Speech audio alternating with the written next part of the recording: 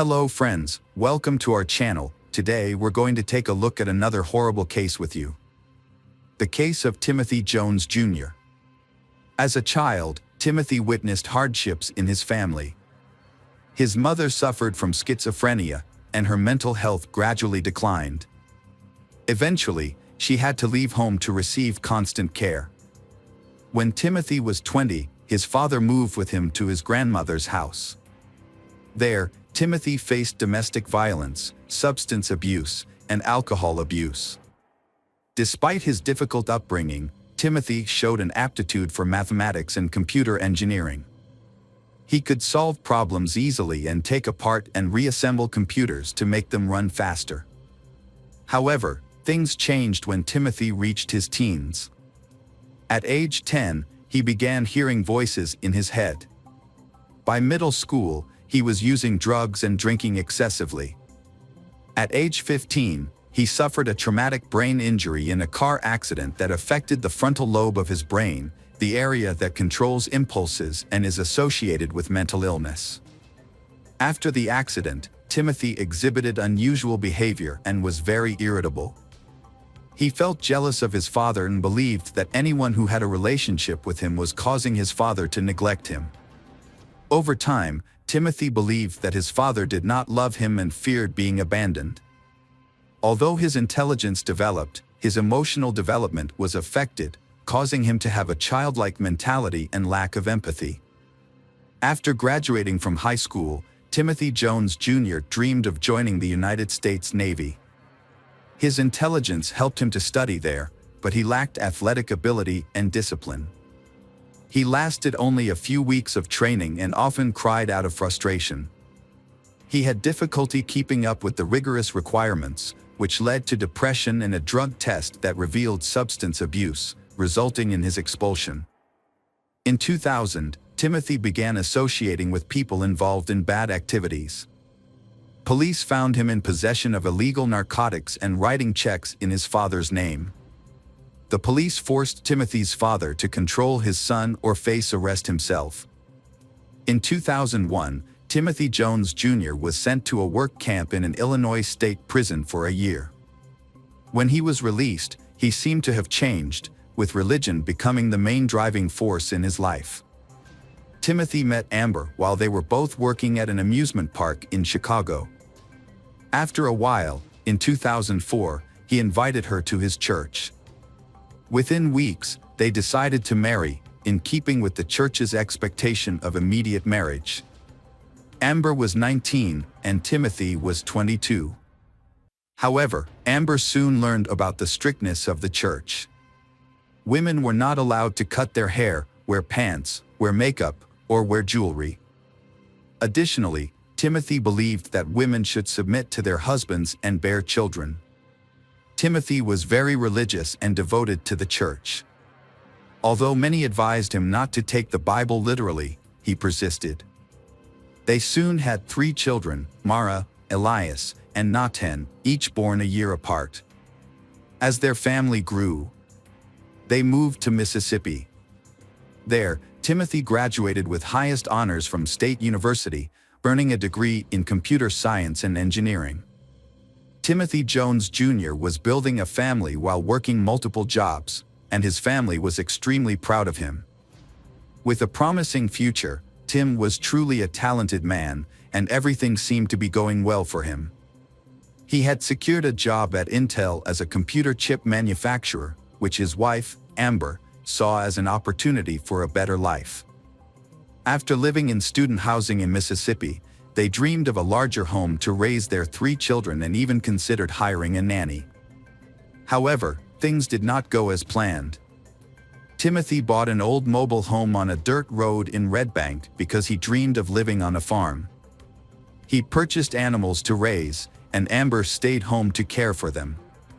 By 2012, they had 2 more children, and problems began to arise. Timothy wanted Amber to homeschool the children, even though she only had a high school education. Amber felt lonely and isolated, with no family nearby and Timothy's family far away. She felt inferior to her intelligent and educated husband. The tension in Timothy and Amber's marriage increased when Timothy accused Amber of having an affair with a neighbor. Their marriage began to fall apart, and they started to consider divorce.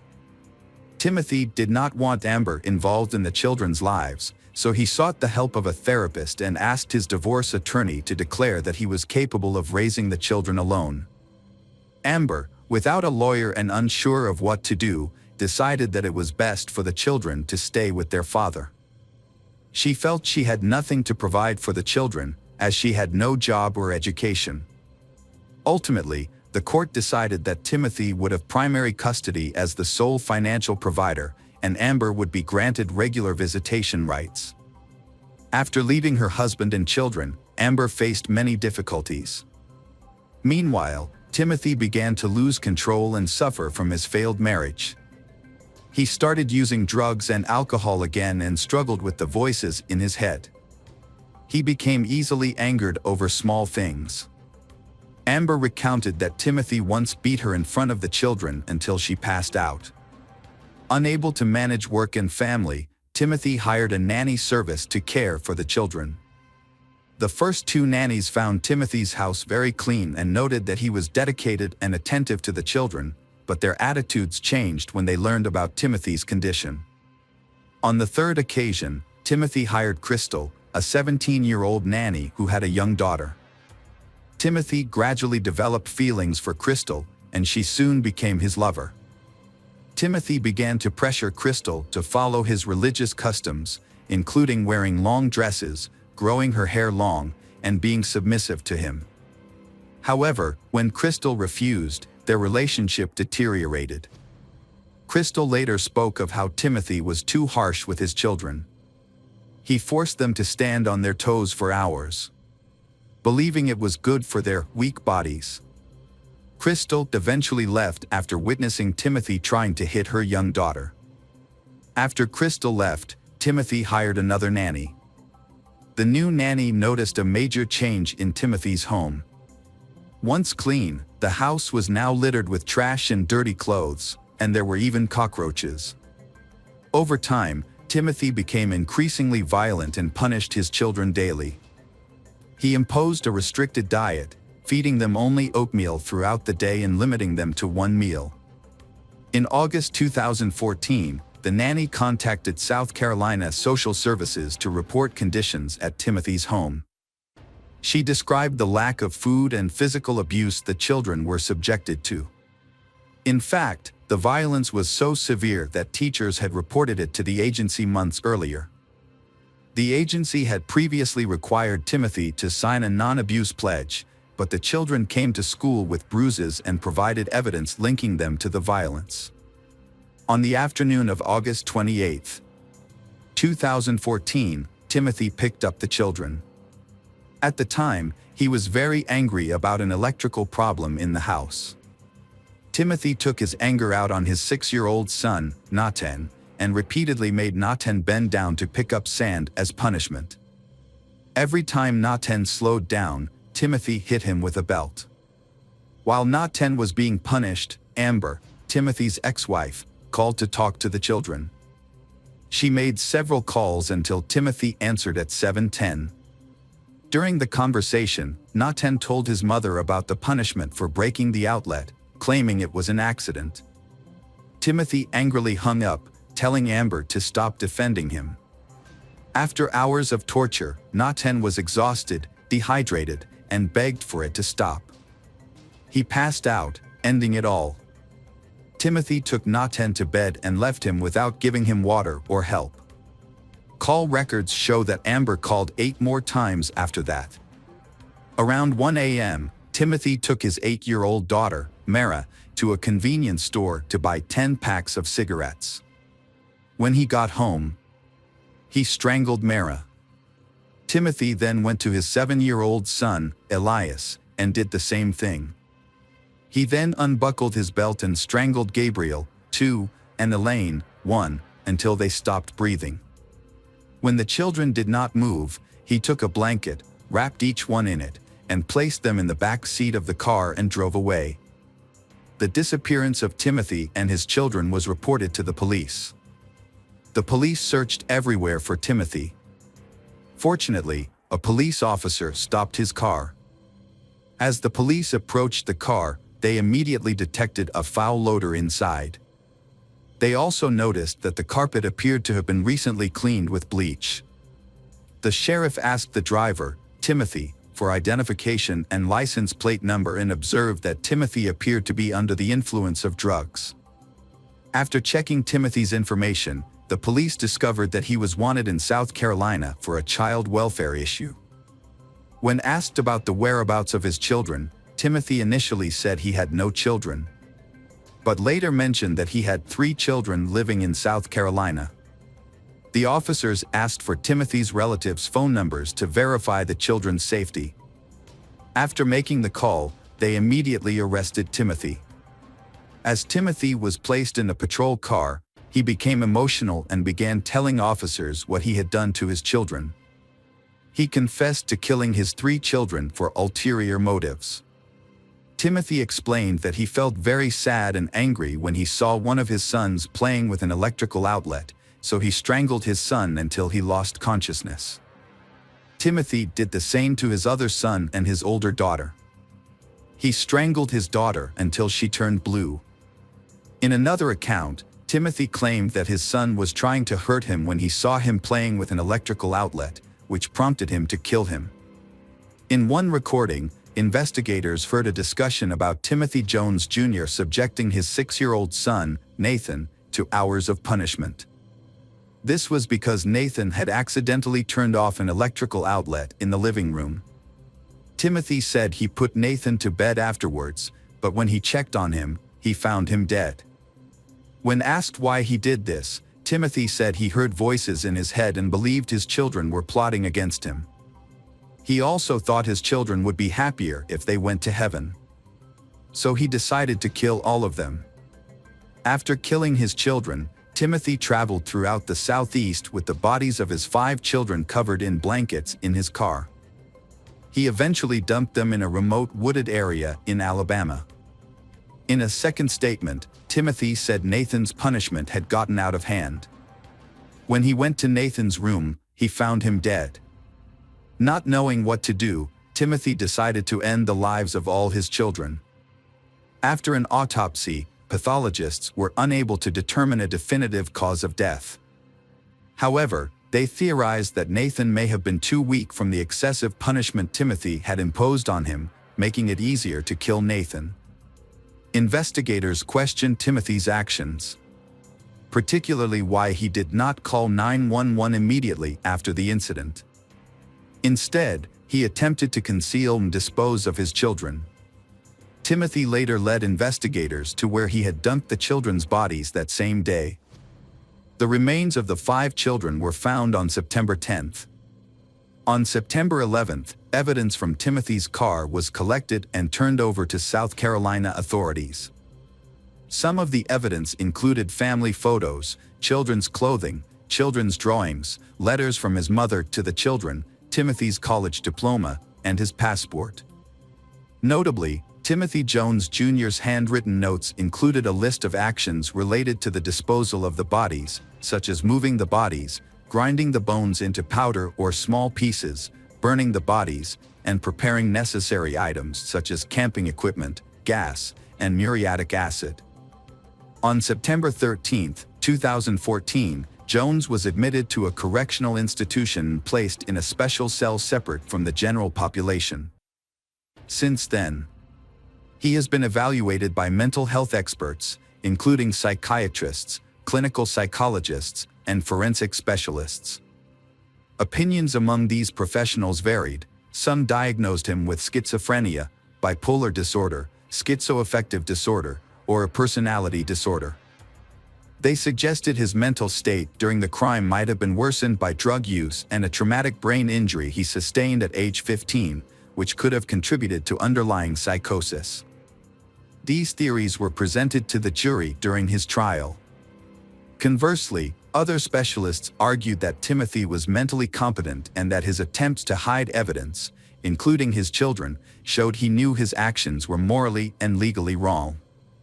His internet search history indicated he understood what he was doing and how to do it. The prosecution argued that Timothy succumbed to the pressures of a failing marriage and the challenges of raising 5 young children. According to his statements, the catalyst for his actions was his wife's alleged infidelity with their neighbor, who is now her husband. She testified that she did not commit adultery and that her relationship with the neighbor began only after her divorce.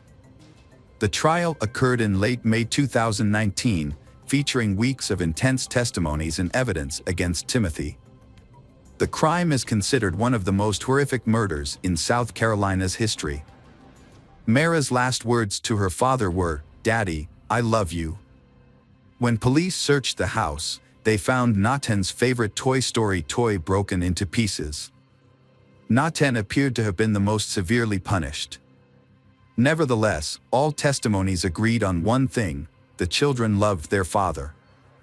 On June 13, 2019, after 2 hours of deliberation, Timothy Jones Jr. was sentenced to death. He is currently in solitary confinement at a correctional institution, wearing a green jumpsuit that identifies him as a death row inmate. This tragic case ended the lives of innocent children because of marital issues, with both the father and mother making irreversible mistakes. Welcome back, detectives. Let's dive into another horrible case. The case of Kaler family. James Craig Kaler was born in Weatherford, Texas in 1963, and his future wife, Karen Kaler, was born in the same city 2 years later. They met in the early 1980s while attending a university in Texas. At the time, Craig was a senior studying engineering, and Karen was a freshman in the humanities department. Despite their different fields of study, they quickly discovered common interests and started a romantic relationship. After graduating, they had a small, intimate wedding with close friends and family. They welcomed their first child, Emily, in 1991, followed by Lauren in 1993. The family lived in a cozy house in Weatherford and enjoyed a comfortable lifestyle, with a higher-than-average income for their area. In 1999, Craig received a lucrative job offer from a major utility company in Weatherford, which coincided with the birth of their son, Sean. Craig adored his son and, with his increased salary, purchased a spacious house in the city's most prestigious neighborhood and a family car. Karen stayed at home to care for their children, and Craig became the primary breadwinner. From the outside, their family appeared to be living a perfect life. Their 3 children have also had many successes in their fields. Emily and Lauren are talented in sports and music. Emily studies at a prestigious pharmacy college and Lauren hopes to attend a conservatory. Sean, on the other hand, showed a keen interest in mathematics and had dreams of becoming an archaeologist. The family's home life seemed idyllic, Craig providing for the family and Karen taking care of the household and raising the children. However, the family was struggling with hidden problems. In 2007, Karen confided in her sister Linda, revealing that she was on the verge of a nervous breakdown due to Craig's controlling behavior.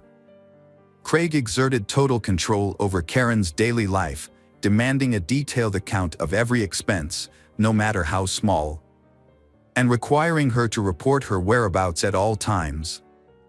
The family lives on a strict schedule, with Craig setting their daily routines, including bedtime, wake-up time, meal times. This rigidity makes Karen feel suffocated and trapped. Over time, Craig's need for control grew stronger. He became more demanding and selfish, scheduling Karen's every move. She felt like she had no time left for herself, there was only duty to complete. Karen tried to meet her husband's demands, hoping he would ease up and they could return to their normal life. However, Craig seemed to enjoy exerting control and refused to change. Linda was extremely worried about her sister's confide. Like everyone else, she saw Craig as the ideal husband, father, and family man, only to discover he was a controlling man. Despite this, Karen didn't want to break up her family. Additionally, she and her children relied on Craig financially. So, she decided to find a job that would give her a stable income. She joined a local gym without telling her husband, using it as an escape to clear her mind and work through her emotions. She spent several hours there every day, scheduling her time around her husband Craig's work schedule so he wouldn't notice. Not long after, the gym manager noticed her because of her attractive appearance, excellent fitness, and her hard work. Karen was given the chance to work as a fitness with the possibility of a permanent contract. This was a dream come true for her, as she could now get paid for doing something she loved. However, she was worried about how her husband, Craig, would react when he found out. When Craig found out about Karen's new job, she thought he would be angry and forbid her to continue. Surprisingly, he received this news calmly and even seemed pleased that she had found a way to make money on her own. He had a few conditions. She had to be home when he arrived, cook meals, and not let her new job interfere with their intimate life. Karen found these conditions acceptable, as she now had more freedom and independence. As Karen settled into her new job, she met a new instructor named Sonny Reese, and they quickly became friends. For Karen, who had spent years at home with little social interaction, Sonny became a trusted confidant. The two women spent time together at work, went for walks, had coffee, and shared heartfelt conversations. But little did Karen know, this new friendship would soon lead to unexpected romance and a complicated love triangle. It didn't take long for Karen and Sonny's friendship to evolve into a romantic relationship. At first, they kept their feelings a secret from everyone. However, after some time, Karen decided it was necessary to be honest with her husband, Craig. She spent months preparing for this conversation, searching for the right words and worrying about the potential consequences. Eventually, she confessed to Craig. Craig's reaction to his wife's revelation was surprisingly calm. However, the next day, he made an unexpected condition for accepting Karen's relationship with Sonny, which was that he wanted to be a part of it. Karen was shocked and unsure of how to respond to her husband's talk. Nevertheless, Craig took the initiative and began wooing Sonny, sending her flowers and gifts. He seemed to view this as an opportunity to revitalize his intimate life and bring new passion to his marriage. Initially, Karen and Sonny agreed to Craig's proposal. However, they soon realized that his intentions were aimed at domination. However, their unusual love triangle was short-lived. Craig demanded that Karen end the affair immediately. Despite this, Karen continued to see Sonny, as she had genuinely fallen in love. After almost 20 years of marriage, Karen seemed ready to leave her husband for someone new. This led to a series of secret actions, including moving to another state, scheduling secret meetings. In an attempt to salvage his family, Craig thought it best to relocate to another state. He started job hunting, sending out his resume, and soon secured a role as a water director for a large company in Columbia, Missouri, not far from Kansas. Craig hoped that by moving to a new state, his wife's affair with Sonny would end, and their family life would normalize. However, the summer 2008 move proved challenging for the family, as the kids had to switch schools, make new friends, and adapt to a new city. Although the family was already financially comfortable, Craig's new job nearly doubled his previous salary from Weatherford. Despite his increased responsibilities and work hours, Craig mistakenly believed he had successfully removed Sonny from his wife's life. However, Karen and Sonny continued to communicate regularly through calls, texts, and secret meetings. They would meet halfway, spend a couple of hours in a roadside hotel, and then return home. At this point, Karen realized her marriage was over. She no longer loved Craig, and it was only a matter of time before they divorced. These clandestine meetings persisted until December 2008. At the New Year's Eve celebration that year, the Kaler family went back to their hometown to reconnect with relatives and friends. Sonny was also in attendance at the gathering. Initially, Karen and Sonny kept a low profile, merely exchanging greetings. As the celebration continues and the alcohol slowly affects Karen and Sonny's behavior, they seem to have no regard for social norms. They became inseparable, openly showing affection by holding hands, sharing romantic glances. They even kissed. Craig's anger boiled over into fury after Karen publicly humiliated him by revealing her affair at a party attended by dozens of acquaintances. He lashed out at Karen and Sonny before dragging Karen away from the party. In his rage, Craig lost control and physically assaulted Karen, ripping her dress and slapping her, causing her to fall and hit her head. The incident marked the beginning of the end of their marriage. A few days later, Karen announced she was leaving Craig and initiated divorce proceedings, seeking custody of their children. Initially, Craig attempted to apologize and salvage their relationship for the sake of the children. But Karen was resolute. She said they should divorce, causing Craig to contact friends and family, begging them to convince Karen to reconsider. In the spring of 2009, Craig and Karen's marriage continued to deteriorate. Despite Craig's attempts to salvage their relationship, Karen made it clear she was leaving him for Sonny and she had never been truly happy in their marriage. The tension between them escalated into physical violence, with Craig grabbing Karen during an argument, leaving bruises on her arms. Karen reported the incident to the police, leading to Craig's arrest. After the incident, Karen took the children and moved out without waiting for the divorce to be finalized. Craig was devastated by her departure and even more so when he discovered that his daughters, Emily and Lauren, were siding with their mother. They told him that they had never seen their mother so happy, which Craig perceived as a betrayal. As a result, he cut off contact with his daughters, only spending time with his son Sean on weekends. Despite the ongoing divorce proceedings, Craig held on to the hope that Karen would change her mind and return to him. His desire to control her led him to engage in jealous behavior, including stalking her and attempting to install a hidden camera in her home.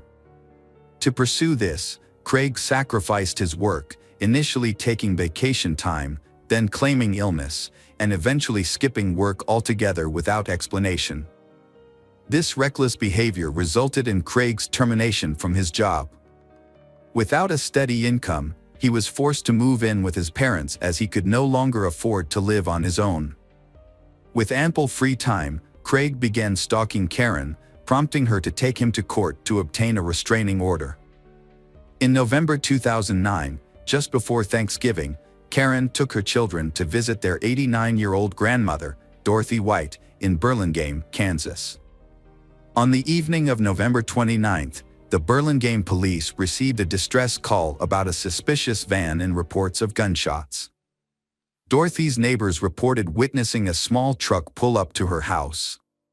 A man exit the vehicle and enter the house. They claimed to have heard screams and gunshots, but were uncertain.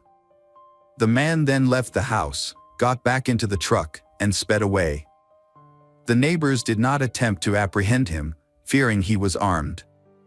When police arrived, they were met by 10-year-old Sean Kaler, who was frantically calling for help.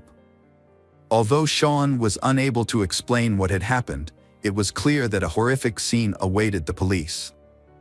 Inside the home, near the front door, Sonny was found lying in a pool of blood but surprisingly still alive despite having 2 gunshot wounds. In the kitchen, police discovered the lifeless body of 44-year-old Karen, who had been shot in the chest and then fatally shot at close range in the head. The body of her oldest daughter, 18-year-old Emily, was found between a wall and a couch. It appeared that Emily had attempted to hide from her enraged father but was caught and killed with 2 point-blank shots. Lauren, found in a pool of blood in the second-floor bedroom, was still alive but weakly called for help and repeatedly said that her father was the one who did it. Dorothy and Lauren were rushed to a nearby hospital's intensive care unit.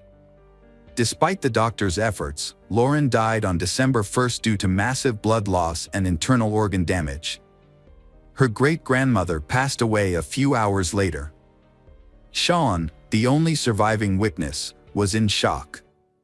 Psychologists worked with him, but a thorough interrogation was necessary as he was the only living witness to the tragic events at his great-grandmother's house. Sean recounted that evening, stating that his mother was in the kitchen preparing dinner when he approached her to ask for his favorite pie.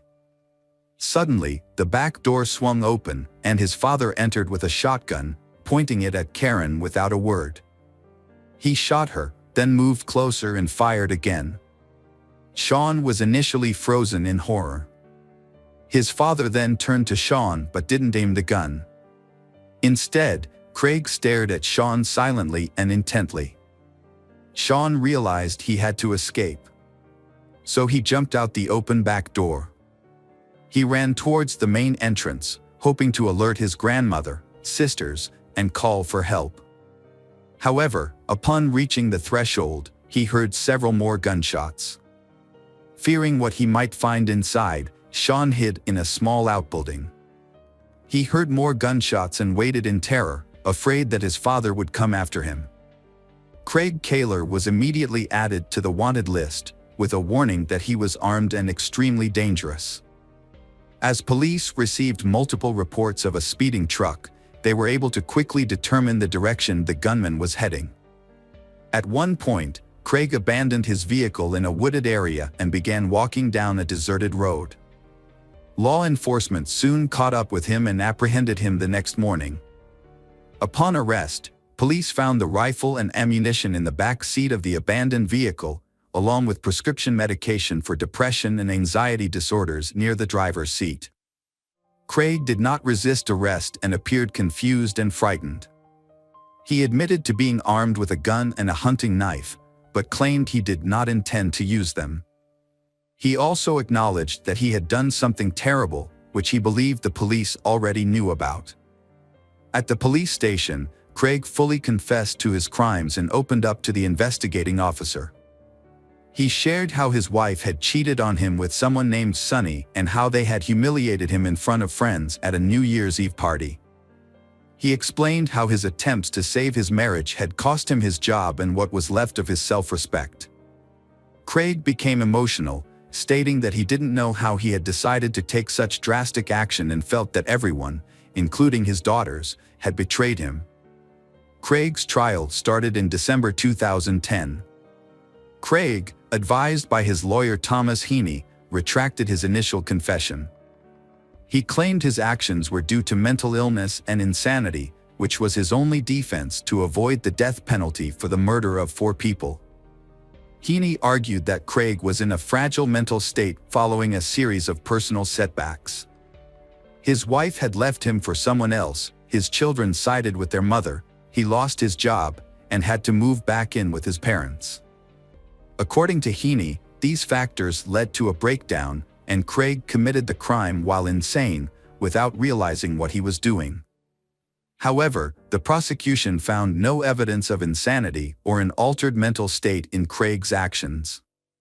They argued that his actions were calculated, as he had purchased guns and ammunition in advance and went to the victim's house knowing his family was there.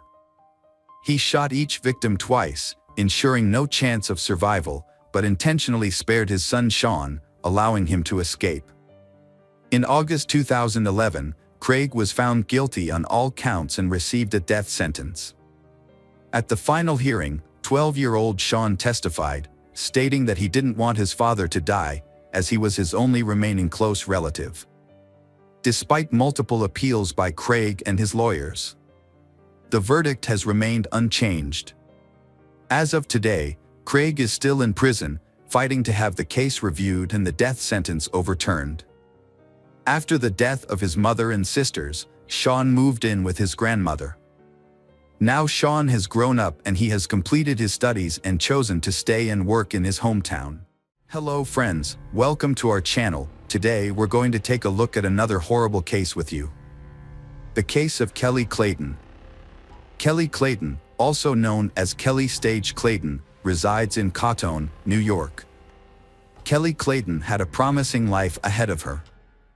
In high school, she was an exemplary student, excelling academically and serving as a role model for her peers. Her academic achievements were impressive, and she passed exams with ease. Despite her academic focus, Kelly's appearance was often described as model-like, and she could have pursued a career in modeling if she had chosen to do so. Following high school, Kelly enrolled in a teacher training university to become a chemistry teacher, which brought immense pride to her parents. However, after a few years, Kelly suddenly lost interest in her studies. It is unclear what triggered this change, but she eventually withdrew from the university and informed her parents that she no longer wanted to pursue a teaching career. Kelly felt that she was too young to be confined to a life of grading notebooks and managing classrooms. Instead, she expressed a desire to travel and experience life to the fullest. Her parents were disappointed and upset by her decision, leading to a 6-month estrangement from their daughter. Kelly's life took an unexpected turn when she met Tom Clayton at a party hosted by mutual friends. Tom was immediately smitten with Kelly and began showering her with attention. His athletic physique and attractive appearance made him a standout, which wasn't surprising given his successful hockey career. As a semi-professional player for the Jackal team, Tom was known for his strength and aggression on the ice. However, he realized his hockey career would eventually end due to physical limitations. Tom would have to retire and enjoy the game from the sidelines, either by attending live matches or watching his favorite team on television. They continued with their lives, starting by returning to New York to get married. They then moved to North Carolina and eventually settled in the small town of Cato, which had only a few thousand residents. Tom started a franchise that specialized in rebuilding houses damaged by fires or disasters. He also worked for a friend's company in a related field.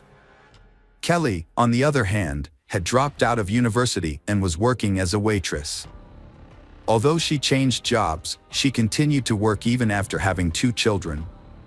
Tom's income was sufficient for the family, and Kelly could have quit her job to care for their daughters, but she chose to continue working to earn extra money.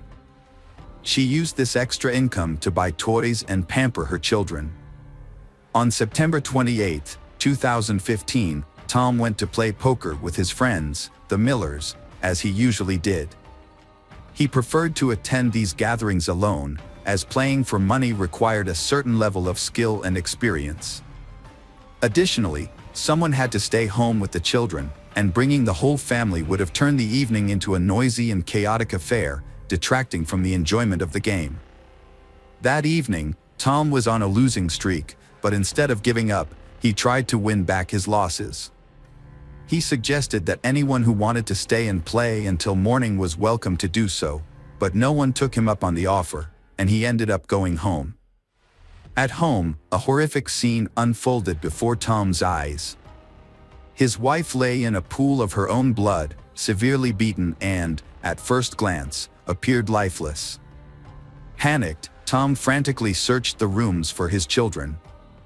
Fortunately, they were unharmed but terrified.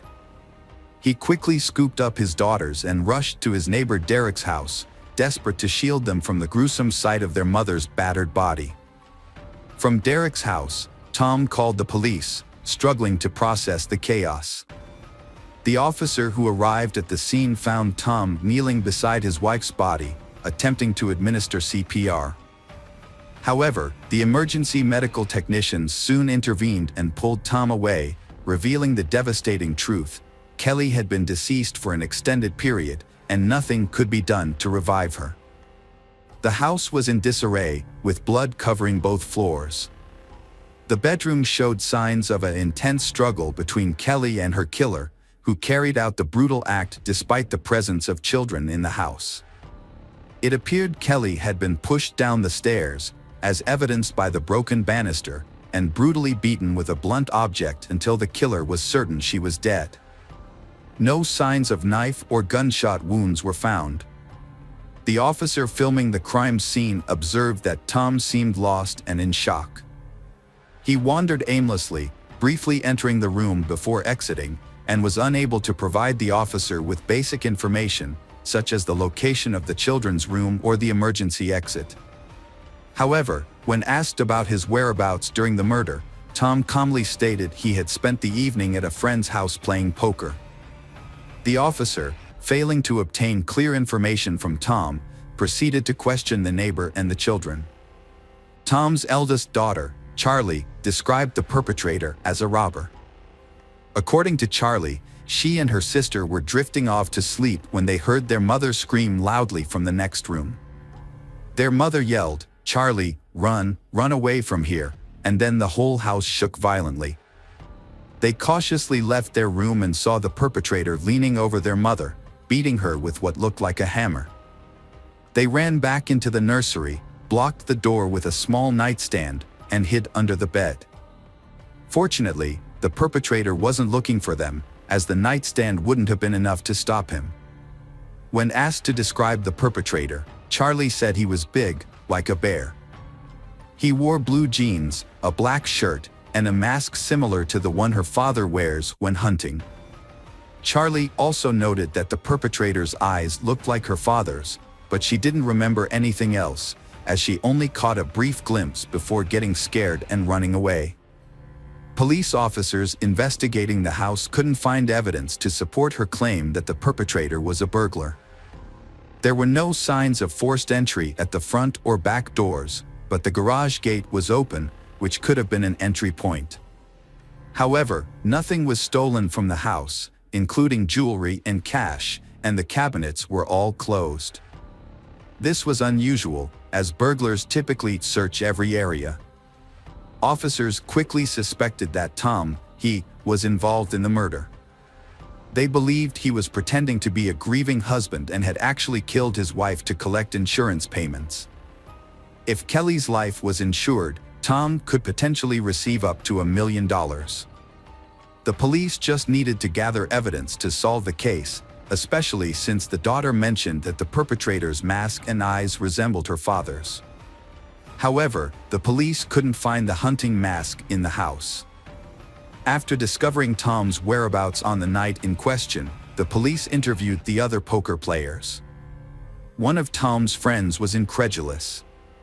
"You think Tom is the killer? That's unbelievable. His wife was just murdered, and instead of finding the real culprit, you're focusing on him." Another friend, less emotional, chimed in, "Tom couldn't have done it. He worked 2 jobs non-stop because he loved Kelly and their kids. It's just not possible. Besides, he was with us the entire night, playing poker. Even when everyone else was tired, he wanted to keep playing." Laura, an acquaintance of Tom's, shared her concerns during a break in the game. She recalled that Tom had asked to borrow her phone, claiming he had left his in the car, which was only 10 meters away. Laura found this odd but lent him her phone anyway. Tom stepped outside to make the call, but when Laura checked her phone's call history later, there was no record of the call, suggesting that Tom had deleted it. Laura discussed this incident with her husband, who had been sitting next to Tom at the poker table. He noticed that Tom wasn't paying attention to the game, instead keeping his head down, focusing on something on the table. It turned out that Tom had his phone with him the whole time, which raised more questions. Why did Tom borrow Laura's phone if he had his own? Who was he trying to call, and why couldn't he use his own phone? After Laura's testimony, the police re-questioned Charlie, Tom's daughter, and she reiterated that the robber resembled her father. The next testimony came from the niece of Kelly.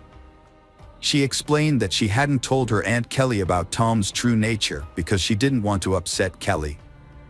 Aunt Kelly adored Tom. The niece felt her truth wasn't needed, implying that it wouldn't change anything. The niece saw Tom as a person with 2 sides. On the surface, he appeared caring and attentive, often showering Aunt Kelly with attention and gifts, and even helping with childcare, which is more than many fathers do. However, his behavior at work revealed a completely different personality. Recognizing her niece's concerns about being young and alone, Aunt Kelly had set up a job for her with Tom the previous summer. During her employment, the niece handled tasks such as correspondence, registration, and managing documents. At first, her interactions with Tom were strictly professional, mainly because she didn't know him well before working for him. One day, Tom got drunk and came to the office, revealing to the niece that his family life was a facade. He confessed to loving his daughters, but not his wife, Aunt Kelly. He had been unfaithful, having multiple affairs during their marriage, and considered leaving her but stayed due to financial concerns. It was later also confirmed by female participants of a poker game that Tom was indeed unfaithful, having relationships with 2 women present at the game. Additionally, Kelly's 16-year-old niece shared information about Michael Beard, another employee of Tom's firm. Michael was doing repair work on houses after a fire, but there were frequent reports of items going missing from the houses where he worked. Tom initially doubted his customers when they accused Michael Beard of theft during fire restoration jobs. However, as the complaints continued, it became clear that Michael was indeed stealing from clients. Additionally, there were allegations of Michael showing up to work intoxicated. When Tom finally confronted Michael about his behavior, he was understandably upset and disappointed. Despite having every right to be angry, Tom took a surprisingly compassionate approach. Instead of simply firing Michael and cutting ties, Tom actively reached out to other companies and recommended Michael for a job. When none of those opportunities panned out, Tom took it a step further and offered Michael work around his own house, doing odd jobs like cutting the grass, watering plants, and making minor repairs. This decision showed that Tom was willing to give Michael a second chance, even if it meant finding alternative employment for his former employee. The detective brought Michael Beard in for questioning. Michael claimed he only stole because he and his family were in dire need of money. He expressed his gratitude towards Tom, his former employer, who had always defended him. Michael also praised Tom's wife, who had shown kindness by feeding him and giving his children old clothes. However, the investigation took a turn when Michael's wife, Holly, was interrogated. She revealed that Tom had offered Michael a job, which Michael had not mentioned earlier, and promised to pay him $10,000 for it. This new information raised suspicions about Michael's alibi. He was called back to the station and hooked up to a lie detector. The test results indicated that Michael was lying, and he eventually cracked under pressure and began to confess. The investigation was sparked by the death of Kelly, which had shaken Michael. He had even attended church to pray for her soul, showing that he was genuinely distraught by her passing. Despite initial doubts about his involvement, the police had released him after the first round of questioning. However, Holly's testimony changed everything. Tom promised Michael $10,000 to kill his wife, Kelly, and make it look like an accident. The plan was for Michael to sneak into the house while Tom was playing poker, strangle Kelly, and then start a fire to cover up the crime. The house was insured for a large sum of money.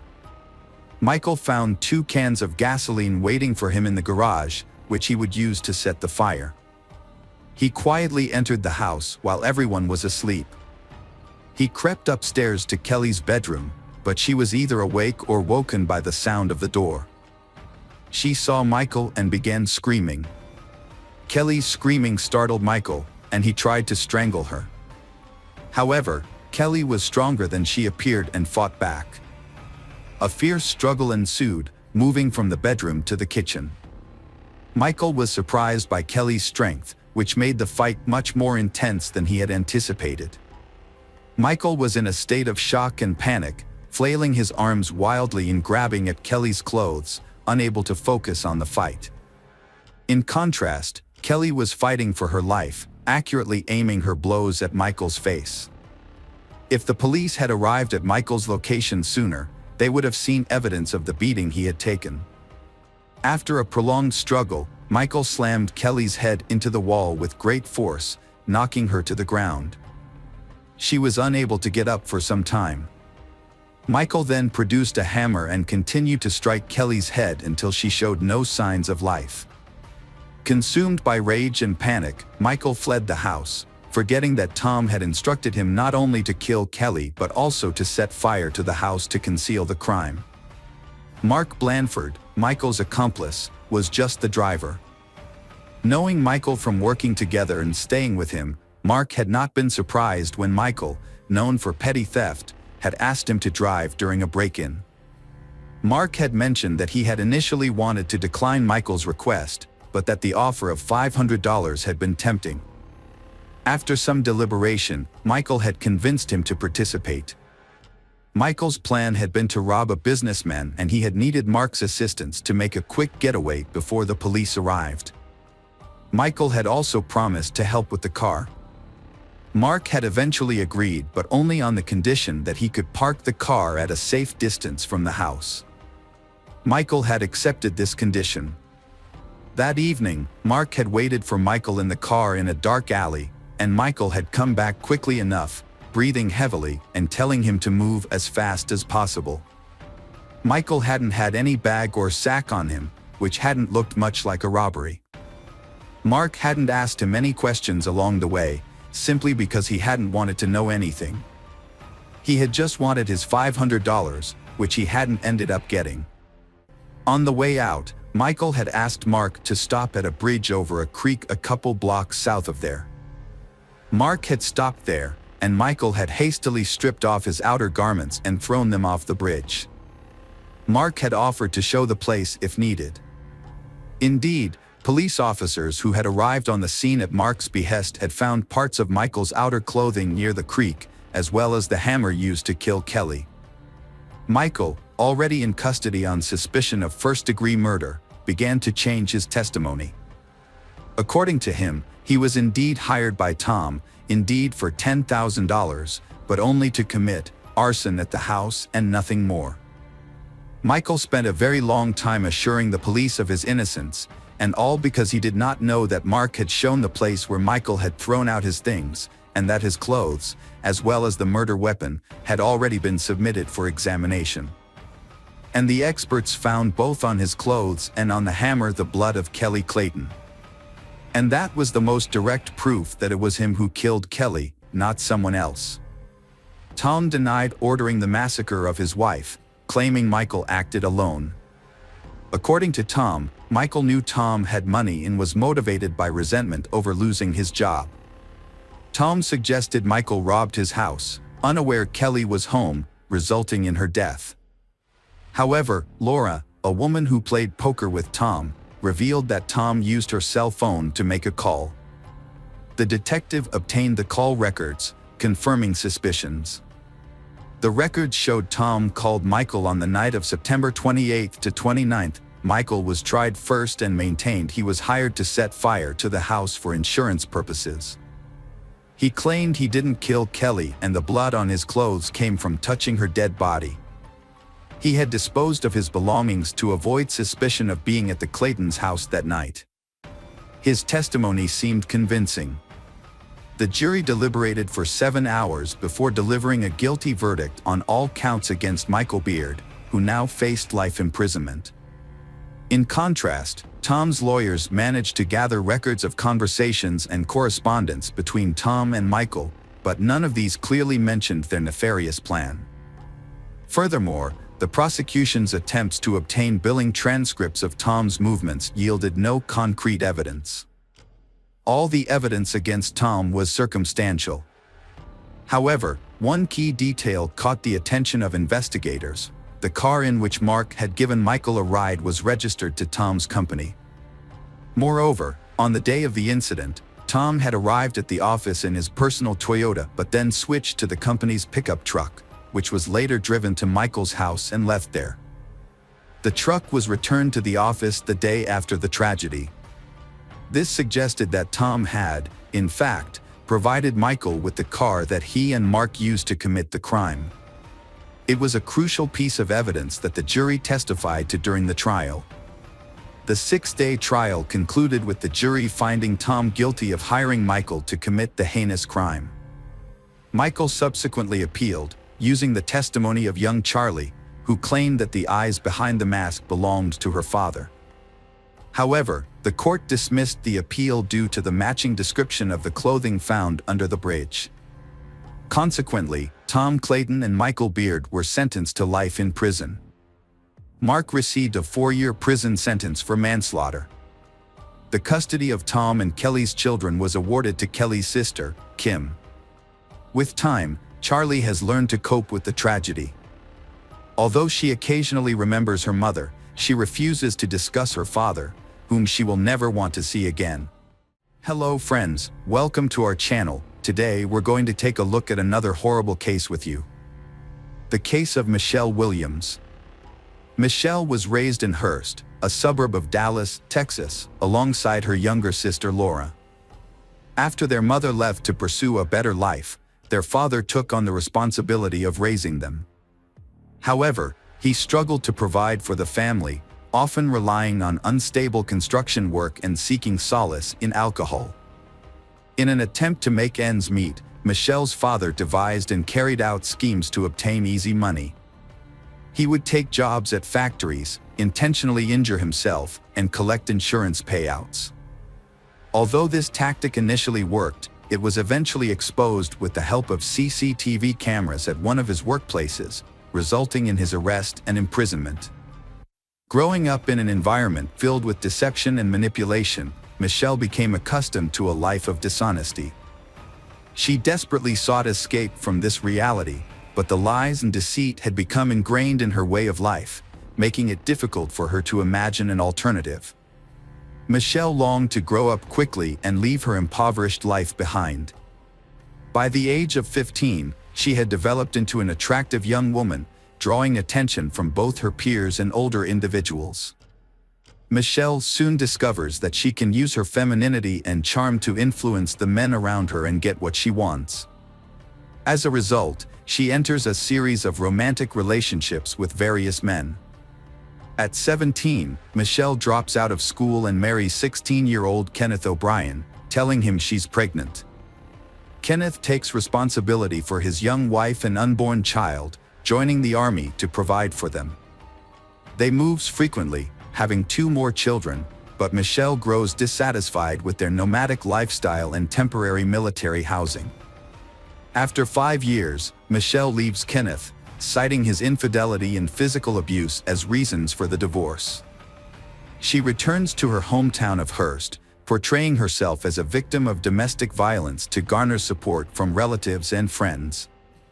As Michelle rebuilds her life, she reconnects with an old classmate, Brandon, and falls in love. Brandon is smitten with Michelle and happily accepts her 3 children from her previous marriage. They were preparing to get married, but just before the wedding, Brandon became furious with Michelle. He discovered that she had not finalized her divorce from her first husband. Michelle had been afraid to discuss the divorce with her ex-husband due to his abusive behavior, and as a result, she hadn't sent the necessary documents. With the help of a lawyer, they quickly resolved the issue, and they was able to get married in 1994. Initially, their family life was peaceful and routine. Brandon focused on growing his IT company, while Michelle worked as a dental assistant. However, Michelle had bigger aspirations. She began bringing home various dental equipment and supplies. Brandon's concerns grew as he suspected something was wrong. It was later revealed that Michelle had been stealing. Fortunately, they avoided going to trial. However, this incident marked the beginning of Brandon's trust issues with his wife. When neighbors reported that cars frequently visited their house while Brandon was at work, he installed a tape recorder in several rooms. Upon listening to the recordings, he discovered that various men were visiting their home throughout the day. Brandon conducted his own investigation and discovered that Michelle's first marriage ended in divorce due to her repeated infidelities, contradicting her claim that it was her husband's abuse. Upon learning this, Brandon reached his limit and requested a divorce. Enraged that Brandon was the one to initiate the split, Michelle sought revenge while he was away at work.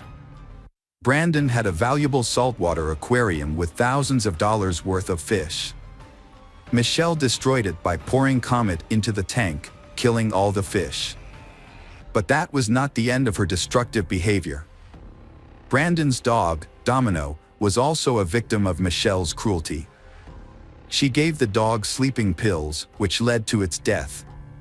However, this was only the beginning of Brandon's nightmare. Michelle's actions continued to cause harm, and Brandon eventually learned the truth about her when his marriage was ruined.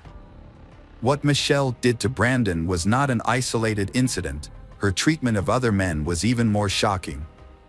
It was later discovered that Michelle's first child was the child of her and John Paul Ray, a high school classmate of hers. Instead of telling John the truth, Michelle convinces Kenneth O'Brien that the child is his and he is forced to marry her. For 13 years, Kenneth believed the child was his child and even paid child support from age 5 to 18. After Michelle's divorce from Brandon, she moved in with John, the father of her first child. They lived together in a common-law marriage for 8 years. However, their relationship ended abruptly when John suspected Michelle of cheating on him. Michelle confirmed she was having an affair, which led to John moving out and leaving most of her belongings behind. She then met Greg Williams, a man with a history of marital failures, having been married twice before and having a daughter named Taylor from his previous marriage to Katie. After Greg and Katie's divorce in 2003, they shared custody of Taylor and maintained a good relationship, which made a formal child support agreement unnecessary. Greg was a successful and generous man who seemed like a perfect partner for Michelle. In 2007, Greg and Michelle had a daughter named Michaela, and they got married a year later. Their marriage seemed like the epitome of the American dream, with plenty of money, children, and love. Michelle appeared to have finally achieved the life she had always wanted. Greg came from a family with strong principles and had achieved success through his own hard work from a young age. He was a sports enthusiast and a black belt in martial arts. Both Greg and Michelle owned guns, which they kept in their home in Keller. Michelle kept a silver .40 caliber pistol in a safe, while Greg stored his black LAA .45 caliber gun, always loaded, in a case under his bedside table. Despite their differences, they was committed to making their marriage work. They regularly hosted birthday parties for their children from previous relationships at their home in Keller. Michelle's adult children frequently hosted barbecues and pool parties at their home, which was always filled with friends. Despite their idyllic suburban life and bright daughter, Michelle and her husband Greg didn't fit the traditional American couple mold.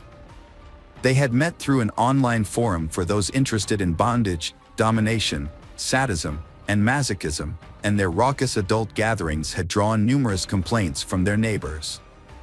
On October 13, 2011, at 4:40 a.m., an emergency call was made by a frantic woman, claiming she and her husband had been attacked by an intruder. She reported being injured and her husband shot.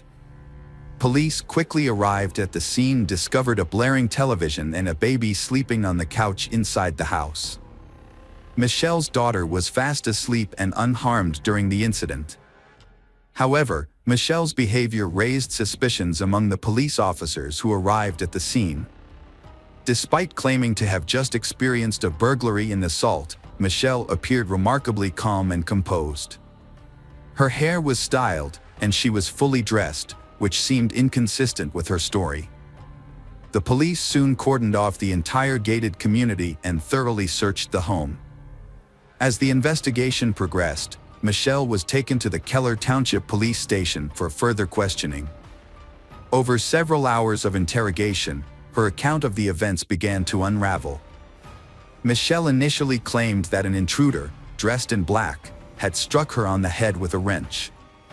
She alleged that she fell to the ground but remained conscious and heard a gunshot. According to her, the intruder then fled through the back door. However, the evidence at the scene contradicted her story. Greg Williams, the victim, was found shot in the head while lying in bed. A .45 caliber handgun and a wrench were discovered near the back door, but the circumstances suggested that Michelle's account was not entirely credible. The investigation found no fingerprints on the weapons and no signs of forced entry. The family's valuables, including a large sum of cash, were left untouched. Security footage revealed that the only car to enter the gated community before the crime belonged to a newspaper delivery person. Michelle attempted to mislead the police by fabricating a story about the attack.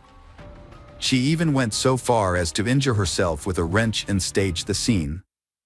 However, detectives noticed inconsistencies in her account. The discovery of the gun used in the crime, devoid of fingerprints, further raised suspicions.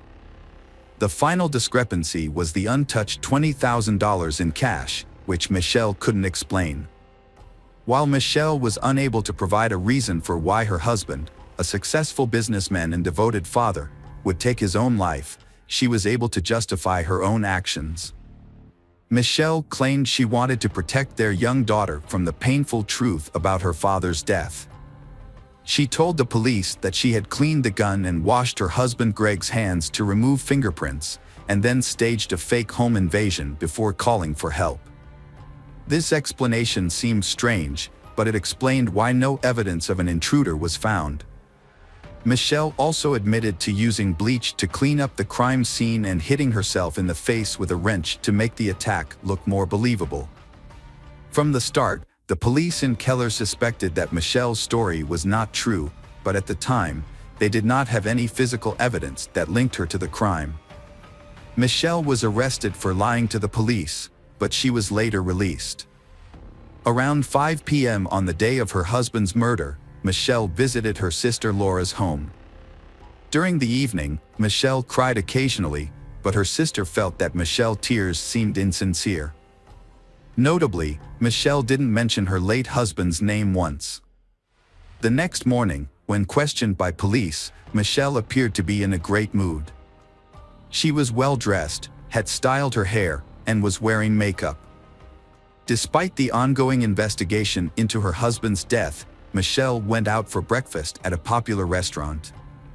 As investigators struggled to find a motive and credible evidence, Michelle inadvertently provided them with both.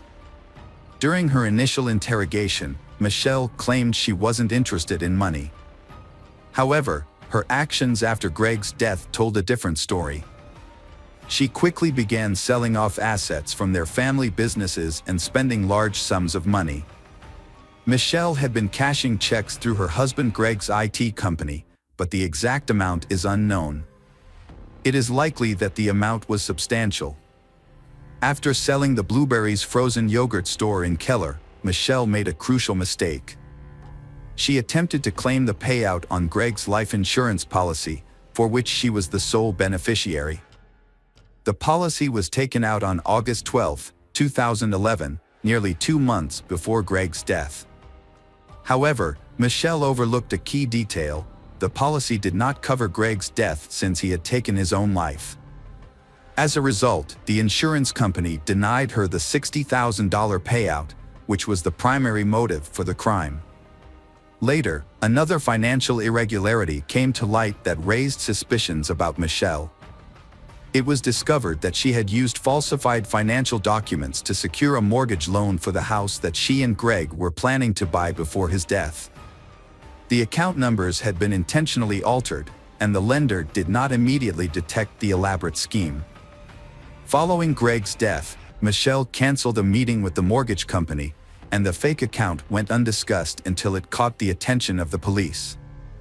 Despite the scrutiny, Michelle felt confident in her ability to avoid consequences and wrote a check for $188,000 to attorney Kenneth Wincorn. She then took a week-long vacation to Grapevine with her children. During a 3-month investigation into Greg Williams' death, police uncovered a web of deceit spun by his wife, Michelle. An autopsy revealed that Greg was shot from a distance of 12 to 18 inches. A toxicology report also showed that Greg had a large amount of sleeping pills in his system at the time of his death. Further investigation found no evidence of a break-in or assault on the house. Instead, police determined that Michelle had sedated her husband, turned up the TV volume, and shot him from close range. Their daughter was asleep in her room and did not hear the shooting. On November 3, 2011, the Tarrant County Medical Examiner officially ruled Greg's death a homicide. Michelle Williams was arrested on January 9 while on her way to a fitness center. She was charged with murder, tampering with evidence, and providing a false statement to police. As the sole witness and suspect, Michelle's bail was set at $522,000. However, she spent only a week in custody before being released on a reduced bail of $85,000. Michelle walked out of jail wearing gym clothes and a GPS monitor, accompanied by her new attorney, Kenneth Wincorn. However, this news infuriated Kathy, Greg's first wife, as she had paid Wincorn with money from Greg's estate, which she believed should not be used to defend Michelle, who was accused of killing Greg. According to online court records, Kenneth Wincorn's law firm had handled Greg and his ex-wife Kathy's divorce in 2003, and his name appeared on documents related to the custody agreement for their daughter Taylor in 2008. However, Wincorn later provided evidence showing his company, rather than him personally, had handled Greg's divorce case, which cleared him of the accusations that he had colluded with Michelle. Kenneth Wincorn learned of Greg's murder from an IT company employee. He described the news as shocking. Later, Michelle sought his help after her attempt to profit from Greg's death failed. Michelle changed her name to Shelley and presented herself as a fitness guru on Facebook. She publicly revealed her relationship with Gene Wallace, a friend of her oldest son who is nearly 15 years younger than her. Shelley and Gene opened a fitness club in Bedford and actively promoted it online. Michelle spent the next few months attending court hearings, enjoying her new relationship, and participating in fitness classes while wearing a GPS tracking ankle bracelet. Her courtroom attire often included miniskirts, knee-length boots, and revealing blouses. According to Greg's ex-wife Kathy, Michelle never showed any signs of mourning Greg's death. Rob Conover, a friend of Greg's for over 20 years, attended many of Michelle's hearings. He observed how Michelle skillfully manipulated police officers, portraying herself as an innocent woman in need of protection. On October 9, 2013, 45-year-old Michelle took a plea deal, pleading guilty to tampering with evidence and deadly conduct. Michelle Williams has been sentenced to 18 years in prison for tampering with evidence and engaging in deadly, dangerous conduct. This is a third-degree felony that is only recognized in a few states. Initially, Michelle admitted to cleaning the gun and her husband Greg's body, but the lack of her DNA at the scene raised doubts about the first-degree murder charge. The trial of Michelle Williams, also known as Keller's Black Widow, has begun. Prosecutors allege that she intentionally targeted her husband in 2011 to collect on his substantial life insurance policy. They described the crime as a clearly planned scheme motivated by greed. According to prosecutors, Michelle drugged her husband with sleeping pills and then shot him in the head to collect the insurance payout. Michelle admitted to cleaning the gun and Greg's body, but the lack of her DNA at the scene raised doubts about the first-degree murder charge.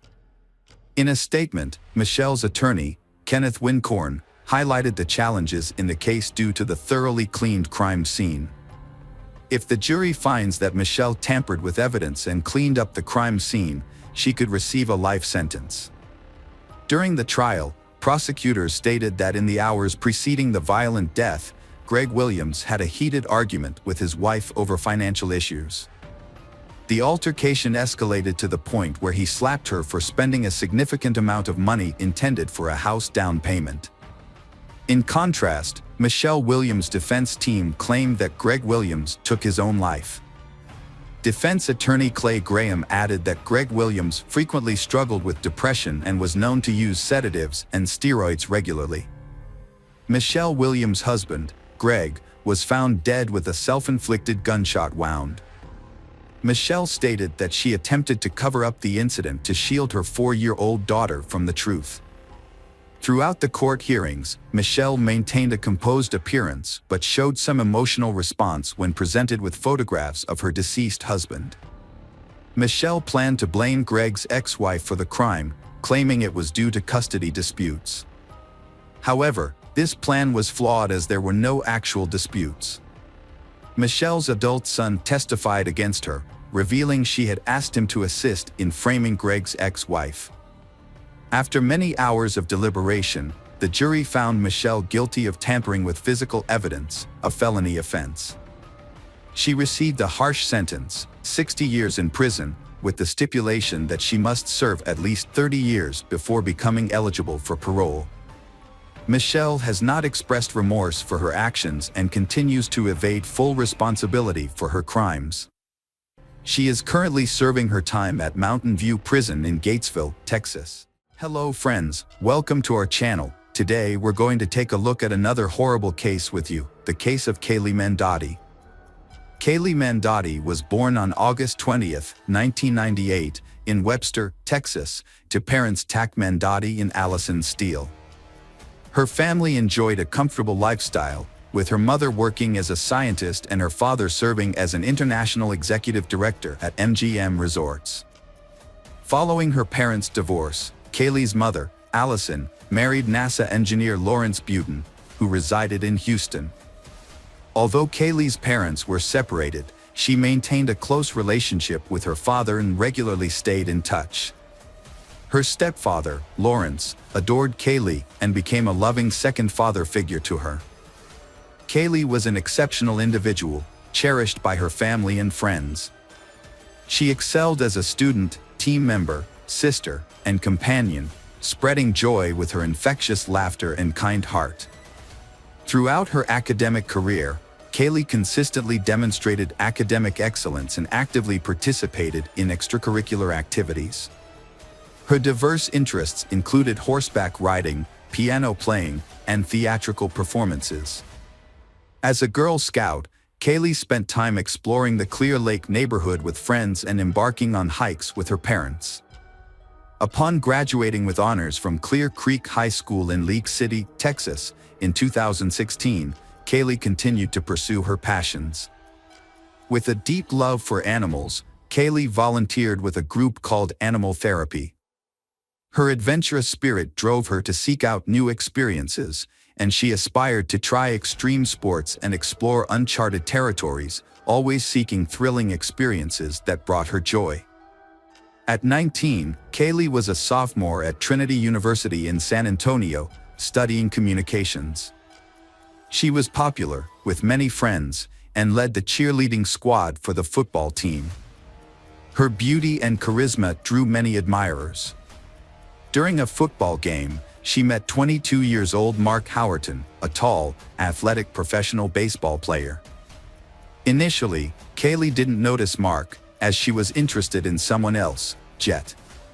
However, Mark was immediately smitten with Kaylee, captivated by her large black eyes and charm. Mark and Kaylee started dating in September 2017, despite their first 2 meetings not going well. Friends thought they were mismatched, as both were emotional and quick-tempered. Their relationship was marked by intense arguments and jealousy. Kaylee often had bruises and was afraid to retrieve her phone from Mark, a disturbing sign of the toxic relationship. The situation gets worse when Mark became aggressive, pulled out a gun, and threatened violence. Kaylee knew about her boyfriend's jealous nature and temper, but she would reassure her friends and ask them not to discuss their loud arguments publicly. However, on September 24, 2017, around 1 a.m., Kaylee's roommates had had enough and called the police due to loud noises and a man yelling and threatening violence coming from Kaylee's room. When the officer arrived, Mark was alone in the room, and Kaylee declined to press charges, downplaying the incident as just a lover's quarrel. Kaylee's friends suspected Mark of using controlled substances, which led to his angry outbursts. They recalled an incident where he threatened to throw Kaylee off a balcony and reported it to the police. Despite their tumultuous relationship, they was deeply in love during calm moments. On October 29, They attended the Mala Luna Music Festival in San Antonio, a major event with gothic and industrial music. Mark and Kaylee were enjoying a fun time with their friends at a festival until Kaylee's ex-partner unexpectedly appeared, causing tension between Mark and Kaylee. They got into a big argument and left the festival early. Their friends didn't see them again that night. 6 hours later, Mark pulled up to a hospital in his black Mercedes, frantically seeking help. The medical staff found Kaylee unconscious and partially undressed in the front seat. The car was a mess, with her clothes scattered everywhere, and she was slumped forward, unresponsive. The hospital staff rushed Kaylee to the emergency room, where Mark revealed that they had taken illegal substances before the festival. This information helped doctors treat her for a possible overdose.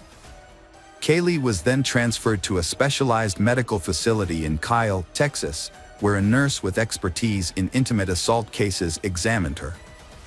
The nurse found additional bruises on Kaylee's arms, legs, and ear. Further examination revealed that Kaylee had suffered blunt force trauma to the face and head, which ultimately led to her death. It became clear that Kaylee had been Kaylee of a fatal assault. Police launched an investigation into the death of Kaylee Mendotti, focusing on Mark as the primary suspect since he was the last person seen with her on the night of her death. During police interviews, Mark raised suspicions by repeatedly changing his story and omitting crucial details. Surveillance footage revealed that he and Kaylee had been to places that Mark had not mentioned in his account. As the investigation continued, it was discovered that Mark had a history of aggressive behavior towards Kaylee, according to her friends and family. One of her sisters even expressed fear of him. The police uncovered previous incidents of violence between they, including an instance where Mark hit Kaylee's head against a car window and vandalized her dorm room at Trinity University. When Kaylee's parents learned about Mark's history of abuse, they were devastated. Her mother, Allison Steele, filed a lawsuit against Trinity University, alleging that the school failed to protect her daughter from Mark's attacks. The lawsuit, filed in Becker County District Court, also named Mark as a defendant, claiming that he killed Kaylee in a jealous rage. The lawsuit claims that Mark Howerton assaulted 19-year-old Kaylee Mendotti, resulting in her death.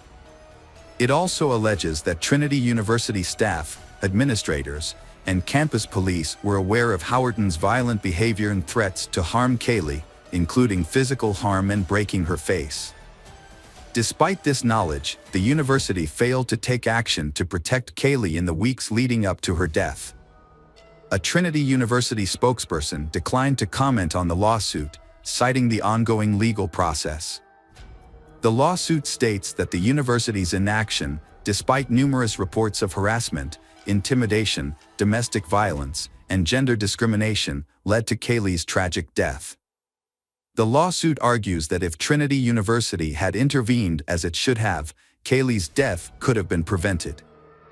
The university failed to follow its own policy on investigating and responding to potential cases of relationship violence and harassment. After an incident in his dorm room, Mark was banned from campus for a year due to a criminal trespass order. Despite this, he continued to violate the order. Furthermore, detectives uncovered numerous accounts of Mark's violent behavior towards Kaylee during their relationship. One of Kaylee's sisters reported that Mark threatened to throw Kaylee off a balcony during an argument. Another sister claimed that Mark threatened to shoot some of Kaylee's ex-boyfriend's brothers with a gun. Based on these allegations, the police issued a warrant for Mark's arrest in February 2018. He turned himself in to the authorities. Following the discovery of Kaylee's disarrayed room at the university, Mark faced multiple charges, including criminal acts, intimate violence, and abduction. However, he pleaded not guilty to all charges. The first trial regarding Kaylee's death began in December 2019. Prosecutors argued that Mark, known for his volatile temperament, fatally assaulted Kaylee in a fit of rage. They claimed that he drove her around for nearly 6 hours before taking her to the hospital. In his defense, Mark's lawyers suggested that Kaylee's death could be attributed to various factors, including the presence of banned substances in her system, which may have caused a spike in blood pressure or head trauma during intimate activity. Kaylee's mother described the injuries on her daughter's body as severe, comparable to those from a plane crash. The injuries were indeed extensive, as evident from photos shown to the Bayhart County jurors. The images depict Kaylee, a sophomore at Trinity University from San Antonio, Texas, with severe bruises, red marks and scratches all over her body, from head to toe. Both her eyelids were swollen and bruised. Only her back and the back of her legs showed no signs of injury. Dr. Susanna Dana, the forensic pathologist who conducted Kaylee Mandotti's autopsy, took graphics and photographs that revealed a subdural hematoma on the right side of Kaylee's brain. This type of injury is typically associated with traumatic brain damage. Kaylee's father, Tilak Kaylee, became emotional after seeing 2 photos of his daughter in the ICU, where she lay in a vegetative state, surrounded by numerous tubes, with her face barely visible. Dr. Susanna Dana testified about the severe head and facial injuries she found on Kaylee. These injuries included a dent in her skull, eye trauma, and extensive bruising on her jaws, mouth, gums, lips, and cheeks. There were also hemorrhages in both eyes. Dr. Dana concluded that Kaylee's death was caused by head and facial trauma from a blunt object. However, Dr. William Anderson disagreed with this conclusion after reviewing the autopsy results. He pointed out that there were no fractures in the eye sockets, nose, or face, which suggested that Kaylee was not attacked from the front. Instead, Dr. Anderson believed that Kaylee's injuries were more consistent with a fall and subsequent medical treatment. Defense attorney John Hunter presented an alternative explanation, arguing that the prosecution lacked sufficient evidence to determine what happened to Kaylee Mandotti the night of the incident, making it impossible to prove Mark Howerton's involvement. During the trial, Hunter frequently highlighted Kaylee's history of drug use, including her treatment for substance dependence at a hospital. Professor Jason Wallach from the University of Sciences in Philadelphia testified that Kaylee had a high level of MDMA, ecstasy, or Molly, in her blood when her boyfriend took her to the hospital on October 29, 2017. The presence of this substance can turn a minor head injury fatal. Hunter stated that MDMA affects people differently, causing increased body temperature or electrolyte imbalances that can lead to loss of consciousness. Mark Howerton told investigators that he and Kaylee had an argument and engaged in consensual rough intimacy before she lost consciousness, but the origin and timing of her bruises remained unexplained. In December 2019, Allison believed Mark Howerton would be found responsible for her daughter's death.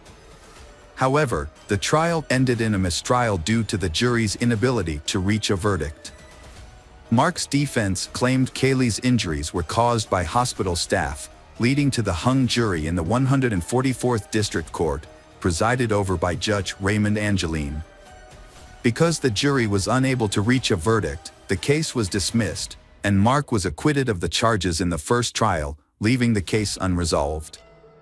District Attorney Joe Gonzalez, who had been handling the case from the beginning, expressed disappointment with the outcome and stated that he would review the case again. During this time, Kaylee's parents, Allison and Lawrence, began their own investigation. They gathered evidence and autopsy reports from the police and focused on a small, round bruise near their daughter's ear. They speculated that Mark might have hit her head against the car window, causing her to hit the door lock and get bruised. They hoped this new information would establish Mark's guilt. Lawrence found a similar Mercedes to Mark's and recreated the incident with photos. With the Texas Rangers' help, Lawrence got records and affidavits for an arrest warrant for assault and mischief. The records provided a detailed timeline of events leading up to Kaylee's death and evidence found during the investigation. The authorities exposed Mark Howerton's alleged deception to the Rangers and revealed the evidence that resulted in his arrest. Prosecutors described Howerton as a controlling boyfriend who constantly called Kaylee Mandotti, took away her phone, and isolated her from friends. 2 weeks before Kaylee's death, Howerton physically assaulted her, pushing her against a brick wall and trashing her dorm room. After the incident, Kaylee asked for space, but Howerton responded with dozens of messages, including a threat to end his life. Kaylee pleaded with him not to harm himself. That evening, Howerton called Kaylee around 200 times. Later, they attended a festival where they argued over Kaylee's ex-boyfriend. Mark Howerton took Kaylee from the festival, drove her to a deserted parking lot near the Whataburger headquarters, and spent over an hour there, according to GPS camera records. Prosecutors believe that it was in this parking lot where Mark Howerton attacked and killed Kaylee Mandotti. Kaylee Mandotti's family expressed gratitude to the Texas Rangers for their diligent efforts in securing suitable criminal charges against Kaylee's alleged attacker. Mark Howerton's pretrial began in June 2023. During the trial, the prosecution initially considered presenting a video recorded by Kaylee's parents in the hospital that showed her injuries, but ultimately decided not to use it. The prosecution took into account evidence gathered with the assistance of the Texas Rangers, despite potential complications and new disputes. Mark Howerton was found guilty of aggravated assault resulting in bodily harm that led to a lethal outcome. He was sentenced to 20 years in prison, a fine of $110,000, and ordered to pay restitution to Kaylee Mandotti's family. Furthermore, he was prohibited from contacting over 20 individuals connected to the case. Now over 30 years old, Mark is serving his sentence in the Wilkes County Jail and will be eligible for parole in 2033. The conviction brought some closure to Kaylee's family, but felt the sentence was not enough for their loss. In the second trial, Mark Howerton faced additional charges, including aggravated assault and criminally negligent homicide, on top of the initial manslaughter charge. The prosecution changed its strategy to build a stronger case against him. However, Kaylee's family and prosecutors were unhappy with the outcome and pushed for a retrial. Kaylee Mandotti's tragic story shows the devastating effects of violence on a young life and her family's struggle for justice. Kaylee's story is a powerful reminder of the consequences of violence against young people with promising futures. Despite the conviction, her family believes the verdict does not bring justice for their daughter. In 2021, Allison filed a civil lawsuit against Trinity University, alleging negligence in protecting her daughter. She claimed the university failed to inform Kaylee's guardians about Mark Howerton's destructive behavior in her dorm room and took no action against him, allowing him continued access to her daughter. It is unclear whether evidence collected by Allison and Lawrence was presented during Mark Howerton's trial. However, in 2023, he was found guilty of aggravated assault causing bodily harm, despite being acquitted of the more serious charge. Prosecutors noted that Kaylee's family was satisfied with the verdict, as it brought an end to the prolonged legal proceedings. Hello friends, welcome to our channel. Today we're going to take a look at another horrible case with you, the case of Ilana Frick. Ilana Christina Frick was born in September 1977 in Windsor, Ontario, to George and Anna, who had immigrated to Canada from Croatia in the early 1970s. She was the younger of 2 daughters, with an older sister named Caroline, with whom she was extremely close. Ilana's birth was considered a miracle by her parents. Her mother, Anna, had faced serious health complications after her first pregnancy, and doctors had told them that Anna would likely never conceive again. Anna and George made a significant effort to ensure their daughter's well-being and meet their needs, in spite of the difficulties they faced. They both worked at a car factory, striving to give Ilana and Caroline a good education and a comfortable life. Growing up, Ilana was a diligent and passionate student. She spent most of her free time reading, also found time to attend dance classes, practice gymnastics, and compete in track and field events. During her summer breaks, Ilana chose to work to help support her family, often working in cornfields and learning to manage her finances wisely. As she progressed through school, Ilana excelled in math and science, and by the time she reached high school, she had set her sights on a career in medicine.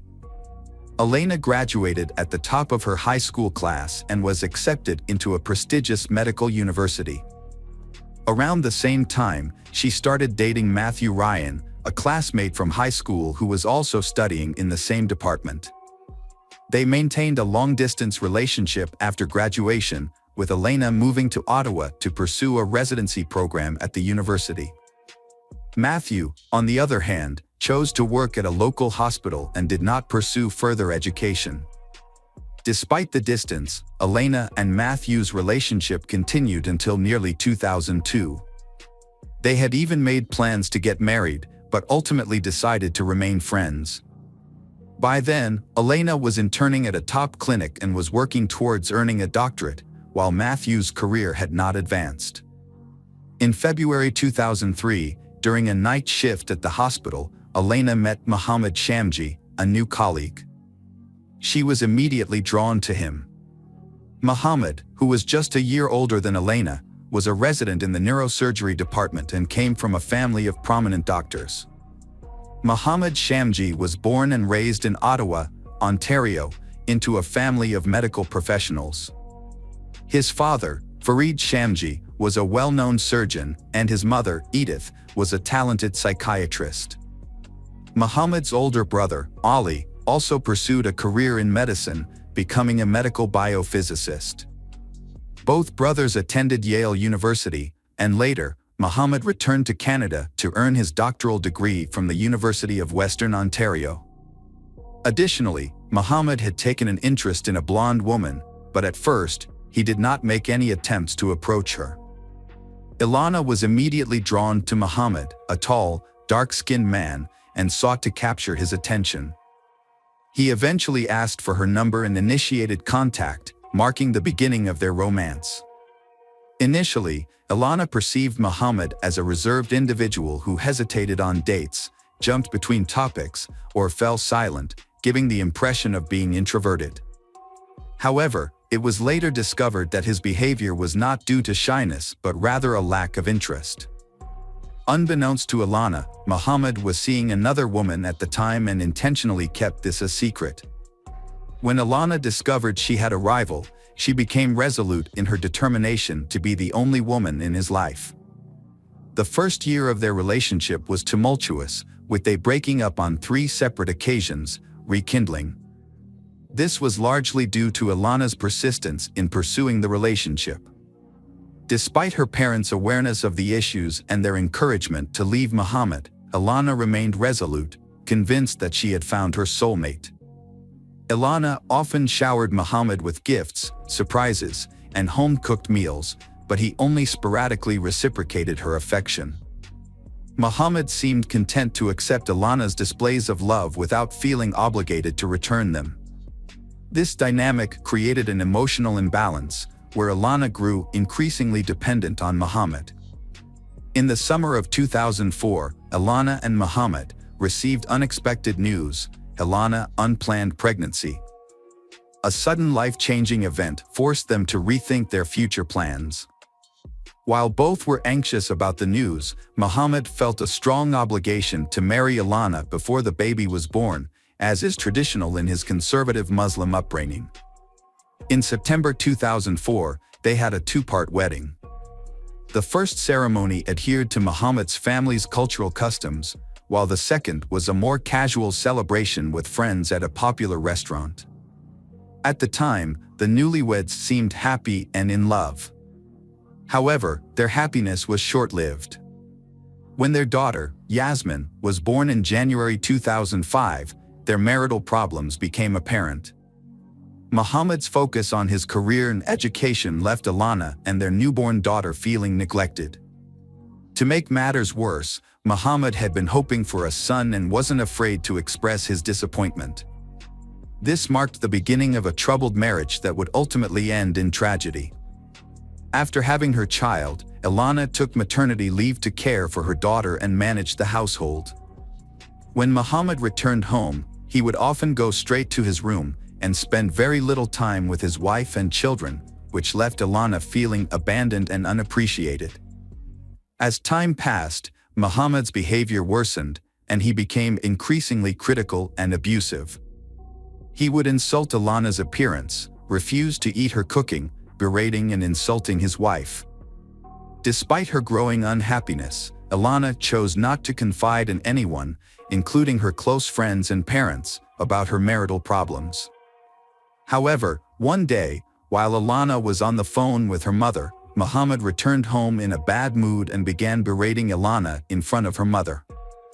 Ilana's mother tried to defend her, but Muhammad shifted the blame onto Ilana, claiming she was responsible for their troubled marriage. Ilana's mother advised her to end the relationship with Muhammad and file for divorce, but Ilana declined, hoping that she could still salvage the marriage. Unfortunately, Muhammad's actions worsened, and he started physically harming Ilana on top of the verbal abuse she had already been enduring. The situation reached a boiling point in the summer of 2005 when Muhammad punched Ilana in the face, breaking her nose. Fearing for her safety and that of her child, Ilana fled to friends and reported the incident to the police, finally deciding to end the marriage and leave Muhammad for good. Muhammad surprisingly begged his wife, Ilana, to come back, vowing to never physically abuse her again or even raise his voice. He promised that their family life would be perfect and he would control his temper. However, Muhammad's sudden change of heart was motivated by self-interest. As a young neurosurgeon, he was about to start at Duke University, working towards his doctorate, and a criminal conviction would ruin his promising medical career. Muhammad's primary concern was his own future, but he successfully convinced Ilana to drop the charges against him. She even agreed to follow him to North Carolina, where he would pursue his studies. Ilana's loved ones were confused when she didn't leave her husband despite the difficulties she was facing. Instead, she moved to another country with Muhammad. When they encouraged her to reconsider, she stood her ground. When the family settled in the US, life appeared more tranquil for a time. Muhammad earned a highly competitive spot in an elite engineering program. Meanwhile, Ilana joined Duke University on a full tuition scholarship. Their relationship grew stronger and became more confident in their decision to have more children. After the arrival of their daughter Fiza, they welcomed another child. Unlike their son's relatively smooth birth, Fiza's delivery was more challenging. The new addition to the family brought immense joy, and they felt grateful for their family growing closer. What secrets lay hidden behind the perfect facade of this family? In the late summer of 2009, Ilana and her husband, along with their children, returned to Ottawa, Canada, and settled back into their home. Ilana, however, soon ended her maternity leave and secured a job as a family doctor at a renowned hospital, quickly building a solid reputation. Her husband, meanwhile, juggled work, studies, and teaching at a university. As social media gained popularity in the late 2000s, they started a personal blog that portrayed them as an ideal family. They shared photos of their vacations, accomplishments in science, and luxury lifestyle, complete with a lavish home.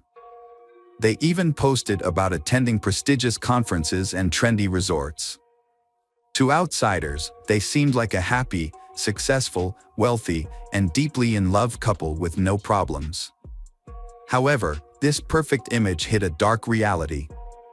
Behind closed doors, Muhammad continued to exert strict control over Ilana. He monitored her interactions, dictated what she wore, and even checked her email and social media accounts. He openly criticized her appearance, style, and parenting methods, leaving Ilana feeling silent and trapped. As time passed, the tension and aggression between them became stressed, with Muhammad frequently yelling at Ilana and blaming her for their arguments and discord. In 2011, a prestigious medical center in Calgary offered a talented neurosurgeon, Muhammad, a fellowship in spinal surgery. Muhammad accepted the offer and relocated to Calgary, but he had to leave his family in Ottawa because his wife, Ilana, couldn't take a leave of absence from her job for over a year. They had to manage a long-distance relationship. During one of Muhammad's visits home, their relationship faced its biggest challenge yet. While at home, Muhammad accidentally left his laptop open, and Alana saw a message from another woman on his social media account. The content of the message implied a romantic involvement. When Alana confronted Muhammad, he confessed to having an affair, which was a devastating blow to Alana. Alana's family believed that this was the final straw, and they were convinced that she wouldn't forgive Muhammad again. However, Alana decided to give their marriage another chance. Muhammad promised to end the affair, and they decided to start fresh in Toronto, where Muhammad had secured a high-paying job. Despite this fresh start, their marital issues persisted.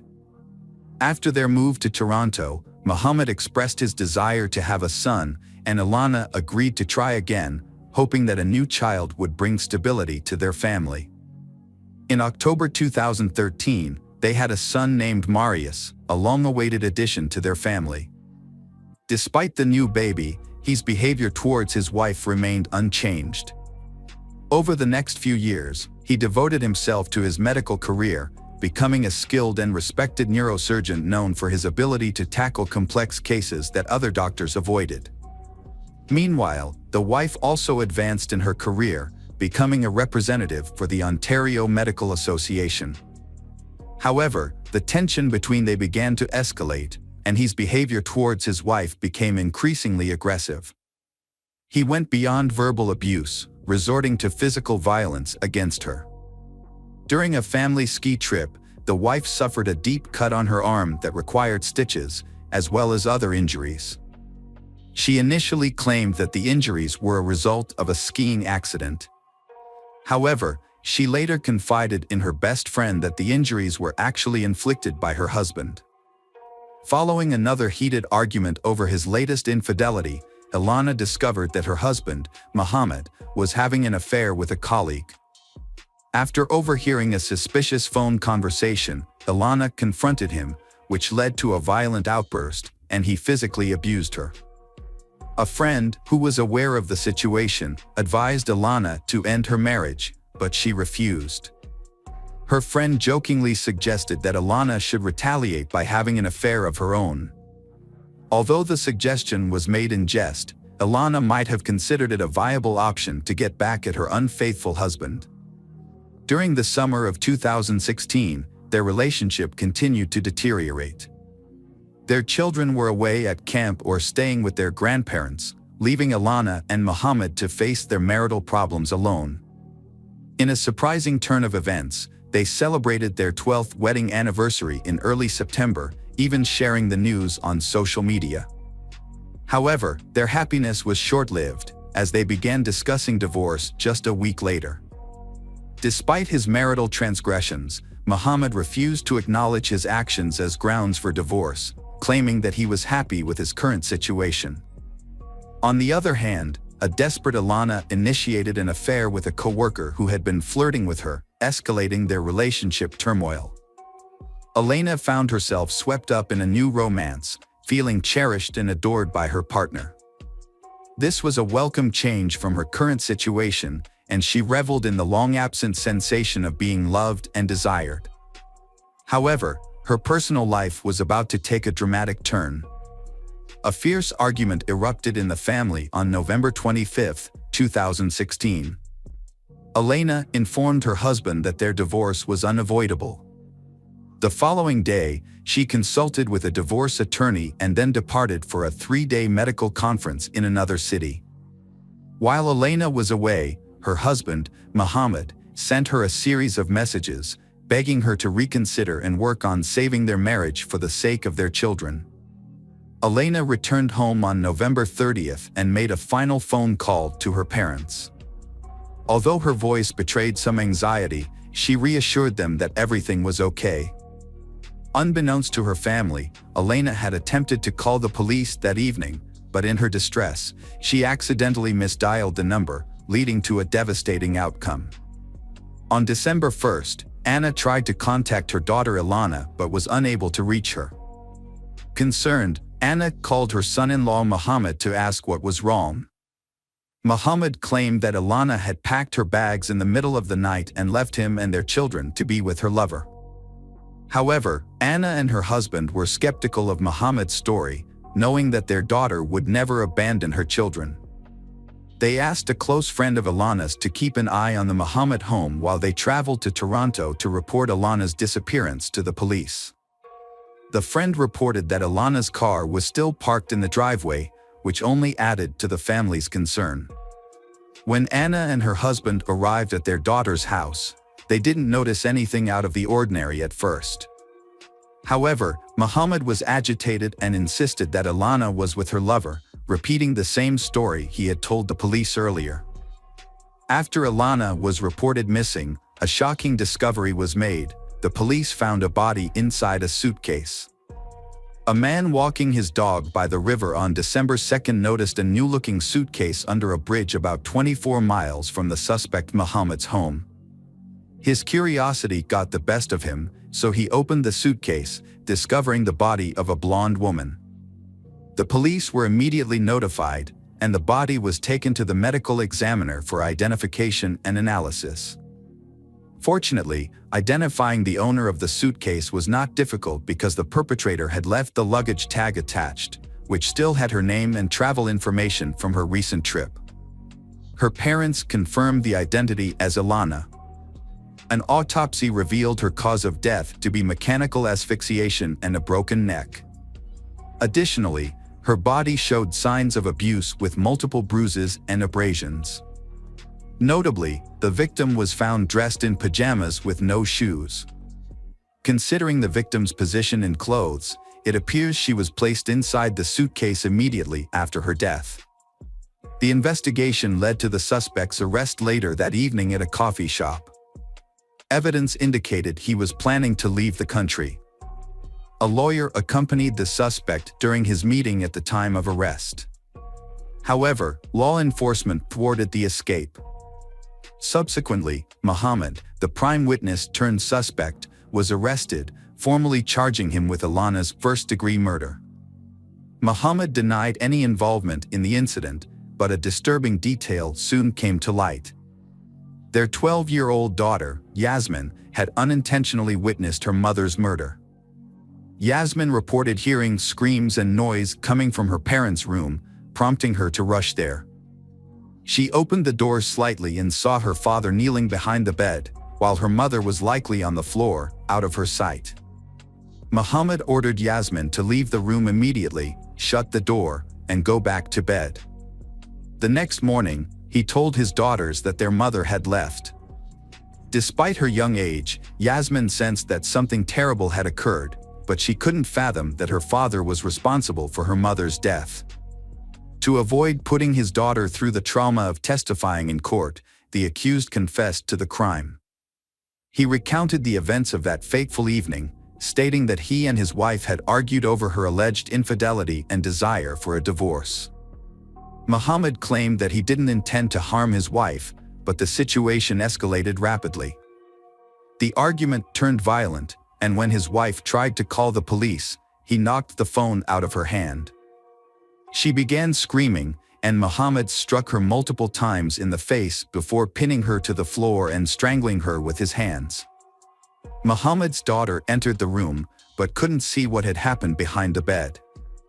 By the time Muhammad realized his wife was not breathing, it was too late.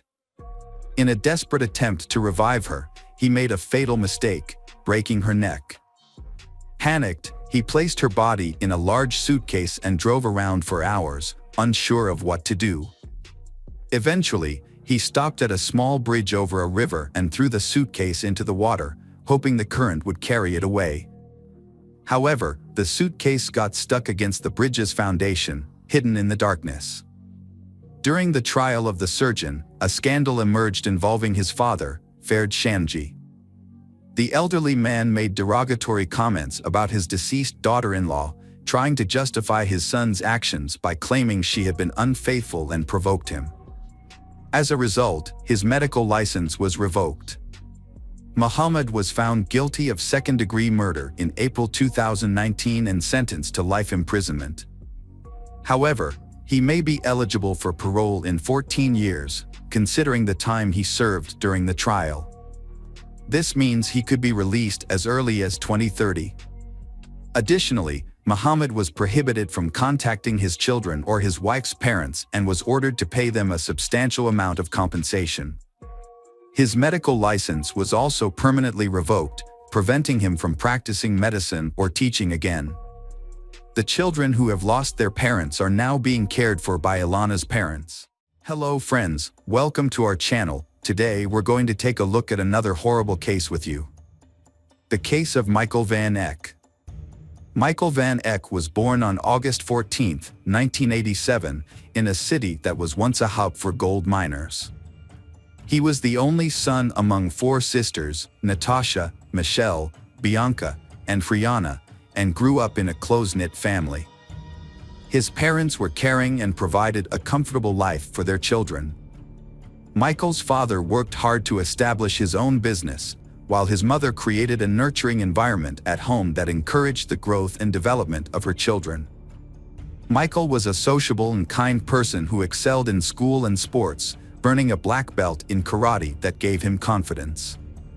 After completing his education, Michael trained as an electrician, a highly sought-after profession that offered good earnings and job prospects. He worked at the Beatrix mine in the small town of Unison, where he was employed at mine number 4. Not content to rest on his laurels, Michael continued his education to become an engineer. In 2011, Michael, then 23 years old, joined a dating site to cope with a recent breakup and expand his social circle. It seemed like a stroke of luck when he came across the profile of a sweet and smiling young woman that caught his eye. During the ongoing conversation, the man discovered that they shared common interests. Similar to him, she disliked loud parties and excessive drinking, and sought a genuine, meaningful relationship and a strong family foundation. Michael was pleasantly surprised to find a compatible match online. Living with his parents at the time, he shared his excitement and concerns with his mother. On April 2nd, he confided in her about his upcoming date and made an effort to prepare and make a good impression. He withdrew his first paycheck of 1,000 Rand from his account. The only thing that gave him pause was the unusual location his online friend had chosen for their first meeting, the city cemetery. To avoid worrying his parents, he kept this detail to himself. Around 9 p.m. that evening, Michael bid farewell to his family and left the house. He drove to the designated location in his silver Pajero 2007, a gift from his parents for his 18th birthday. As expected, she was running a bit late, but her appearance was striking. She from the internet arrived dressed in a pristine white dress and smiled warmly. The conversation flowed easily, and afterwards, she suggested continuing the evening elsewhere in the cemetery. She invited him to a secluded area with a blanket spread out on the grass, accompanied by a basket of fruit and wine. Michael and his friends had just finished their drinks when his beautiful companion suddenly kissed him. At first, the kiss was pleasant, but it quickly turned into a painful and horrific experience. Unbeknownst to Michael, this kiss was the beginning of a sinister plot. Jane Van Heerden was born in 1991 to parents who were struggling in their marriage. When her mother discovered she was pregnant, they decided to put their divorce on hold and try to work through their issues.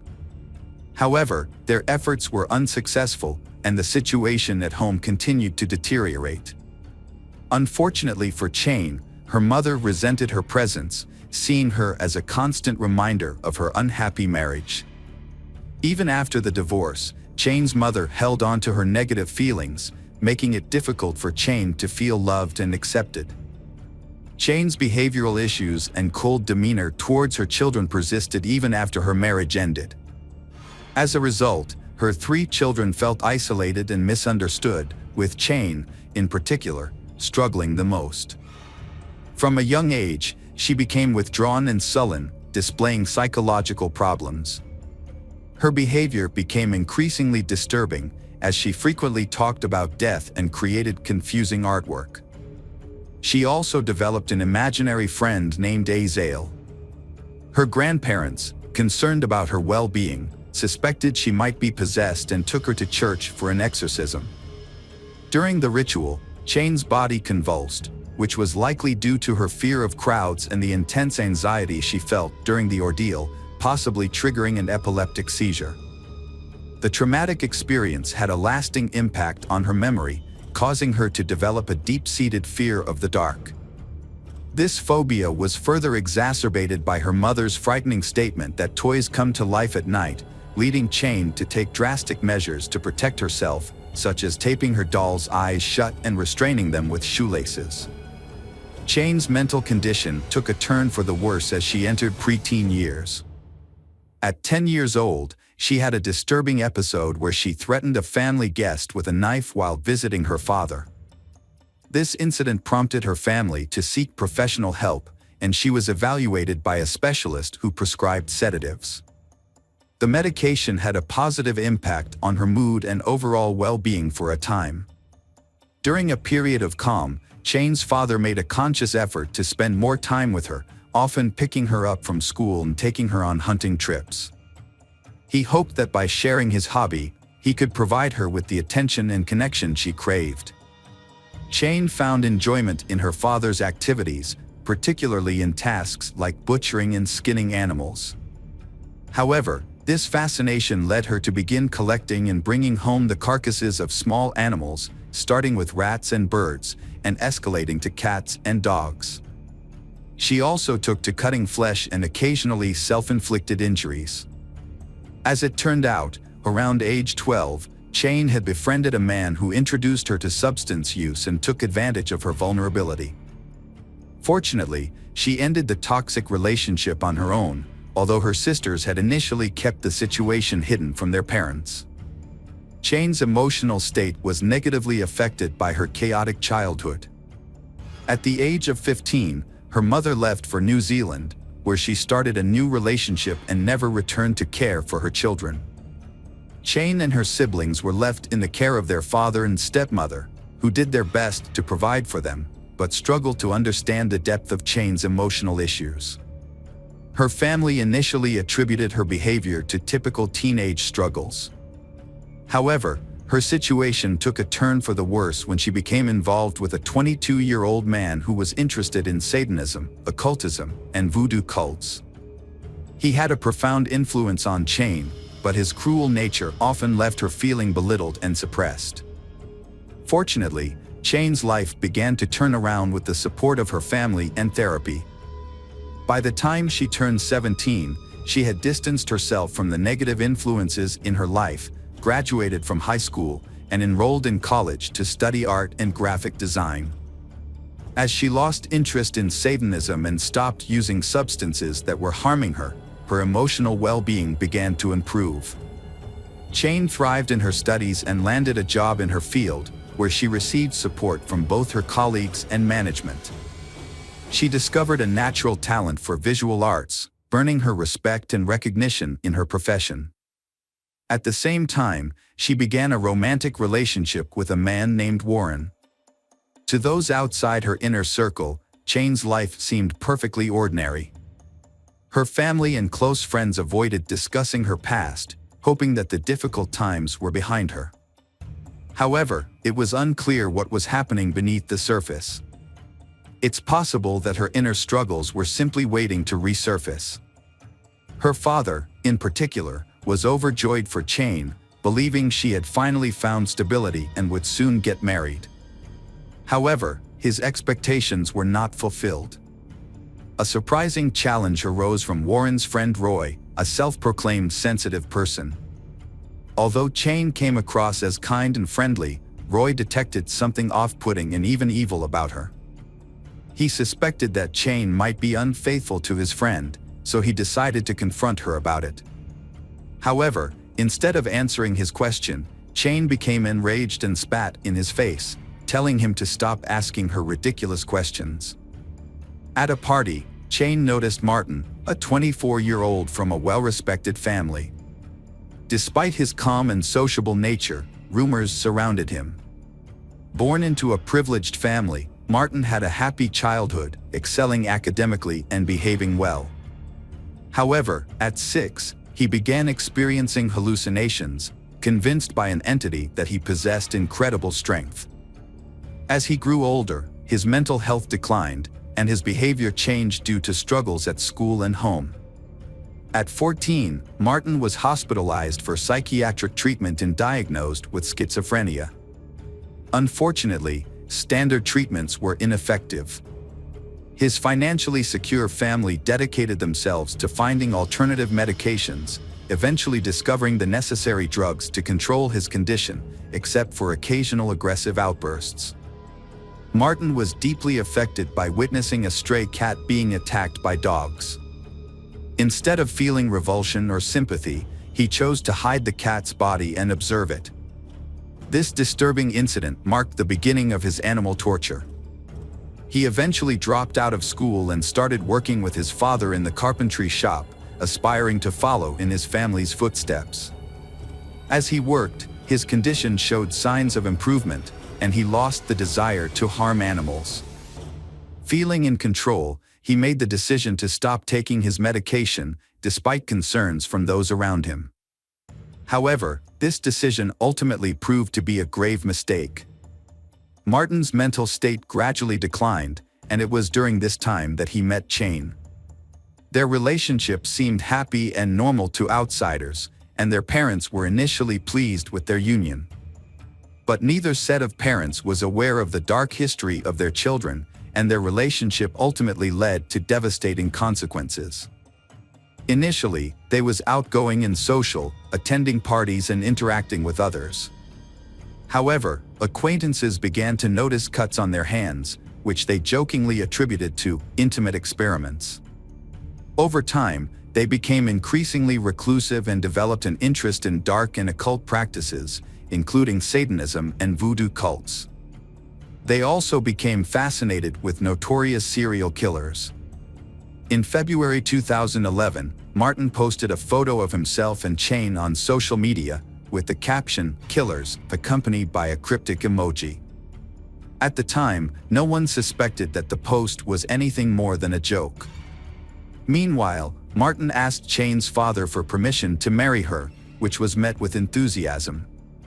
However, unbeknownst to those around them, they harbored a sinister secret.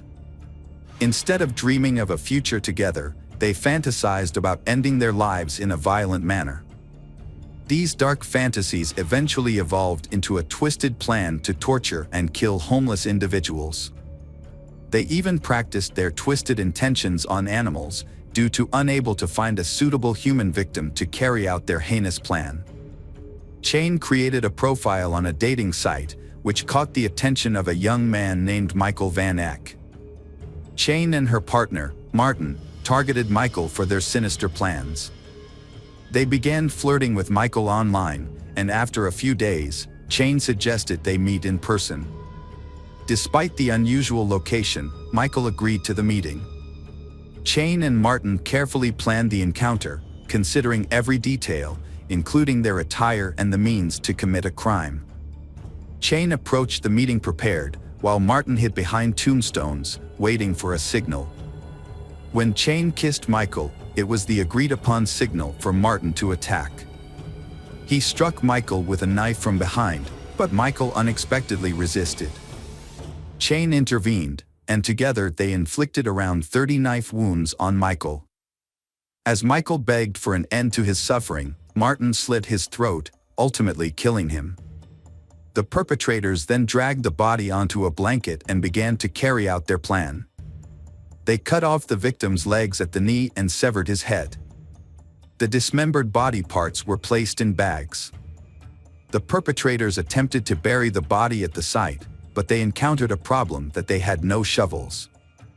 As a result, they were forced to dig a shallow grave using only their hands and knives.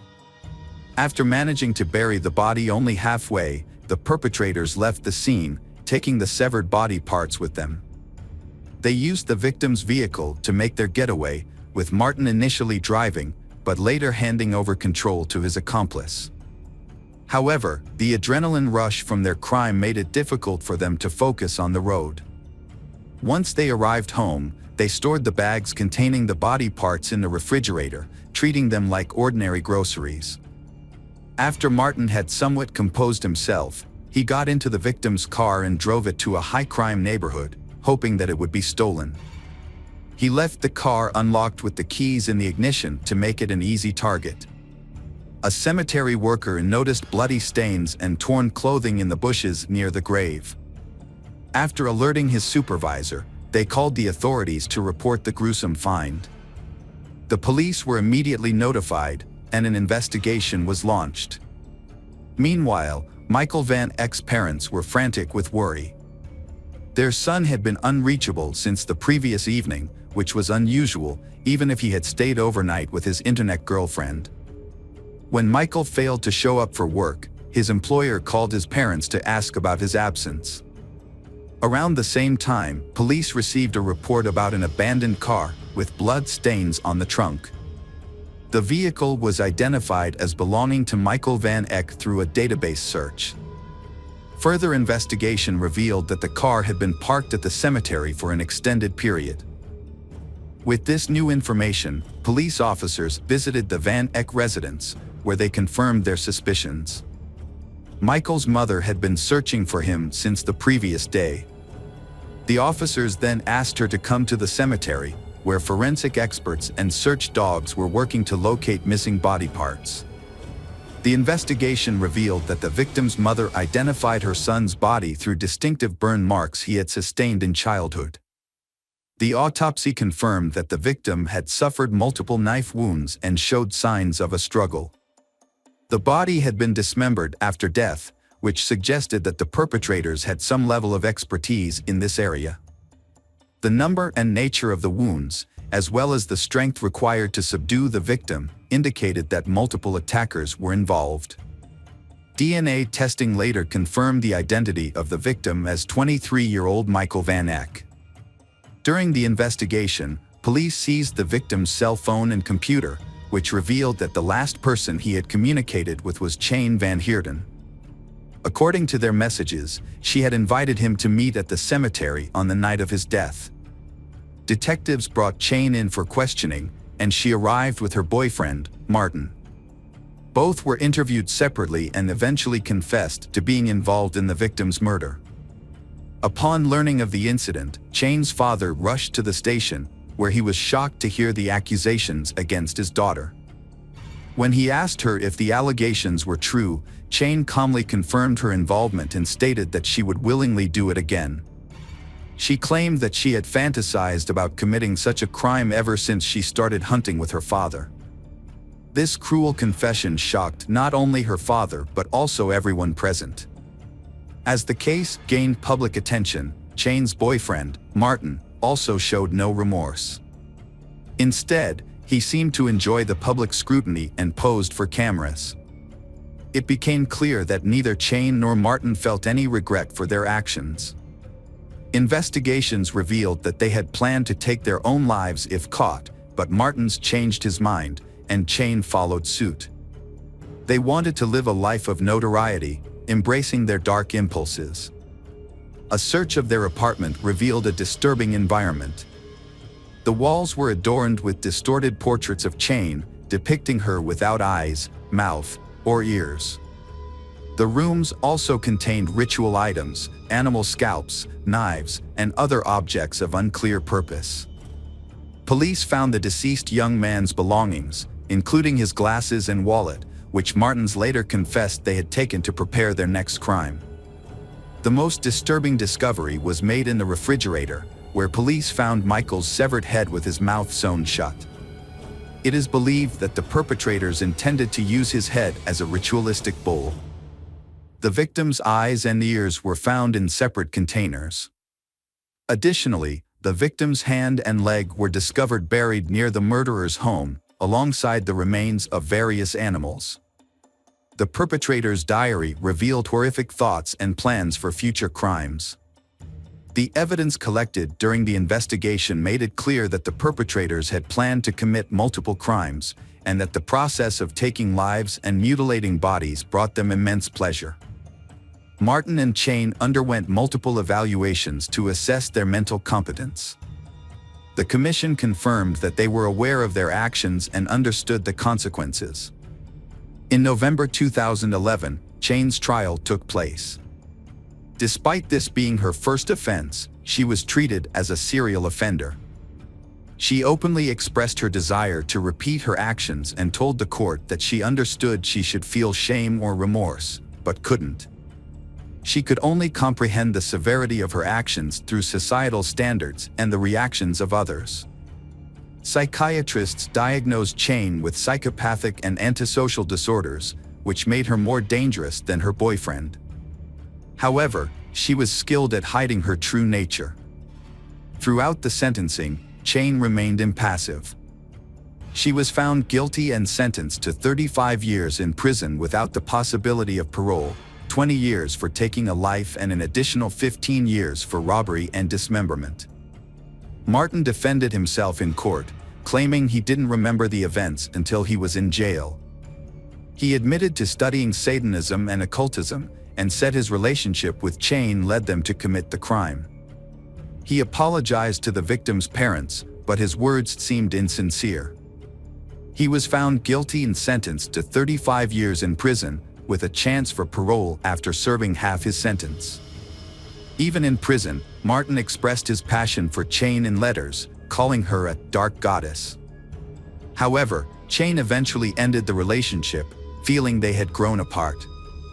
While incarcerated, Chain proved to be a model prisoner, using her time to teach art and theology to her fellow inmates.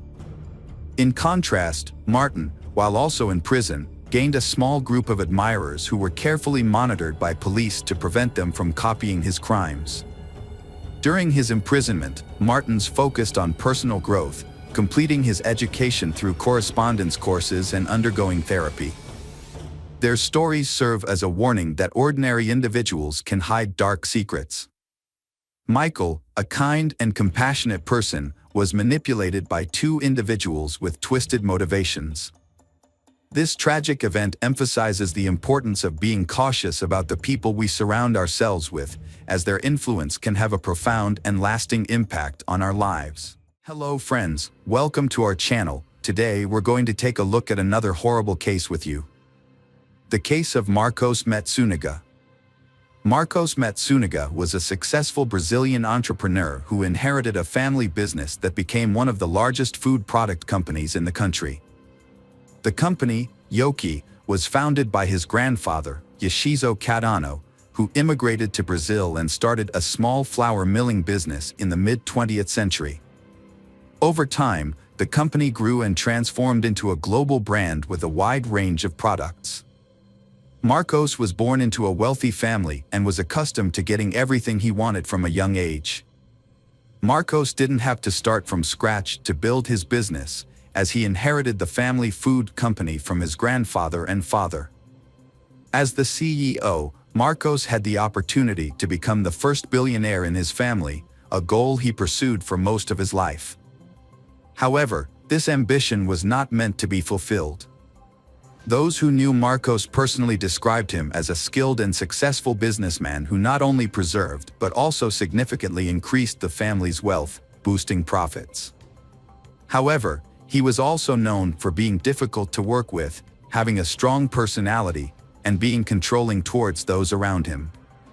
Marcos was not handsome, he was obese since childhood. He had to wear glasses due to vision problems, short stature, and somewhat clumsy. All of these caused Marcos a lot of problems when communicating with friends, leading to a lack of friends and isolation. Despite his wealth and business success, Marcos found it difficult to establish a meaningful relationship. His arrogance and egoism often repelled women, making it hard for him to connect with someone beyond a few dates.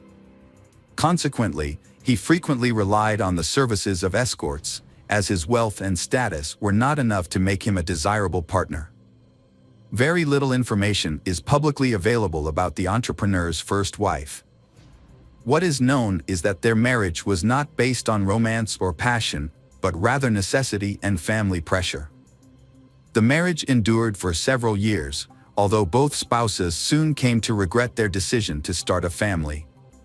Initially, the young wife tried to accommodate her husband's complicated personality, hoping they would eventually form a supportive and loving partnership. However, her expectations were unfulfilled, and they gradually grew further apart. The businessmen primarily sought companionship on websites where women offered intimate services in exchange for money. Elise was one of these women, a call girl with profiles on multiple platforms. He came across her profile, a gorgeous blonde with a great figure, and began booking her services regularly, paying her handsomely for their time together. Elise was 6 years younger than him. She grew up in a poor and troubled home in a crime-ridden part of the city. Her family life was unstable. She never knew her father, her mother struggled with addiction, and her mother's partners often had similar issues. As a result, Elise's childhood was marked by hardship and unhappiness. She was frequently beaten, harassed, and abused by her mother's partners from a young age. As soon as she finished school, Elise left home and never looked back. She pursued a career in nursing, landing a job at a hospice after completing her training. However, she soon realized that caring for terminally ill patients was not her true calling. Elise formed strong bonds with her patients. A few years later, Elise decided to pursue higher education and switch careers.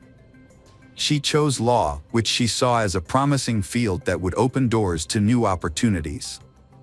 After lengthy preparation, she scored well enough on the entrance exams to gain admission. However, she struggled to pay tuition fees with her limited income as a nurse. Since Elise had no family support, having cut off ties with her relatives after leaving home, she had to fend for herself. To make money, she decided to take advantage of her appearance. She registered on a website that provided intimate services, where she was helped to create an attractive profile. Soon, wealthy customers began to notice Elise's beauty. Elise worked as an escort to finance her studies and support herself. Once she completed her education and secured a job in her field, she planned to leave the sex work industry. That's when she met Marcos, a regular client who showered her with gifts and openly met with her. Unbeknownst to Elise, their relationship would take a dramatic turn. Marcos, a wealthy married man, would eventually leave his wife for Elise, transforming her rags-to-riches story into a real-life fairy tale. Marcos completely lost himself over Elise, but it's unclear whether Elise actively pursued him or not. After about 6 months, Marcos realized he didn't just want to date Elise, but to be with her long-term. Without hesitation, he filed for divorce from his first wife and began introducing Elise as his fiancée to everyone. Marcos, as a businessman, preferred to keep the true nature of their relationship and Elise's occupation private. So, they came up with a cover story, claiming they met by chance at a cafe. They stuck to this story, even with Marcos's closest relatives and friends, who remained none the wiser. When Elise joined the Matsunaga family, she didn't exactly receive a warm welcome. Her in-laws suspected that she had used her charm to win over Marcos, an older, wealthy, but not particularly attractive man. They believed she was now pretending to ignore his abrasive personality in order to secure her new status. Despite their reservations, no one strongly opposed Marcos's decision to divorce his first wife and marry Elise. A lavish, traditional wedding was planned, complete with a white wedding dress, numerous guests, and a multi-tiered cake. Afterwards, Marcos moved his new wife into his grand, luxurious mansion, where she became the lady of the house. Matsunaga was a well-known collector of luxury items, particularly expensive wines and rare weapons. His house featured a large wine cellar, where bottles were meticulously organized by year and country of origin. Additionally, the house had a secret room dedicated to his collection of firearms and edged weapons, which were proudly displayed on the walls from floor to ceiling.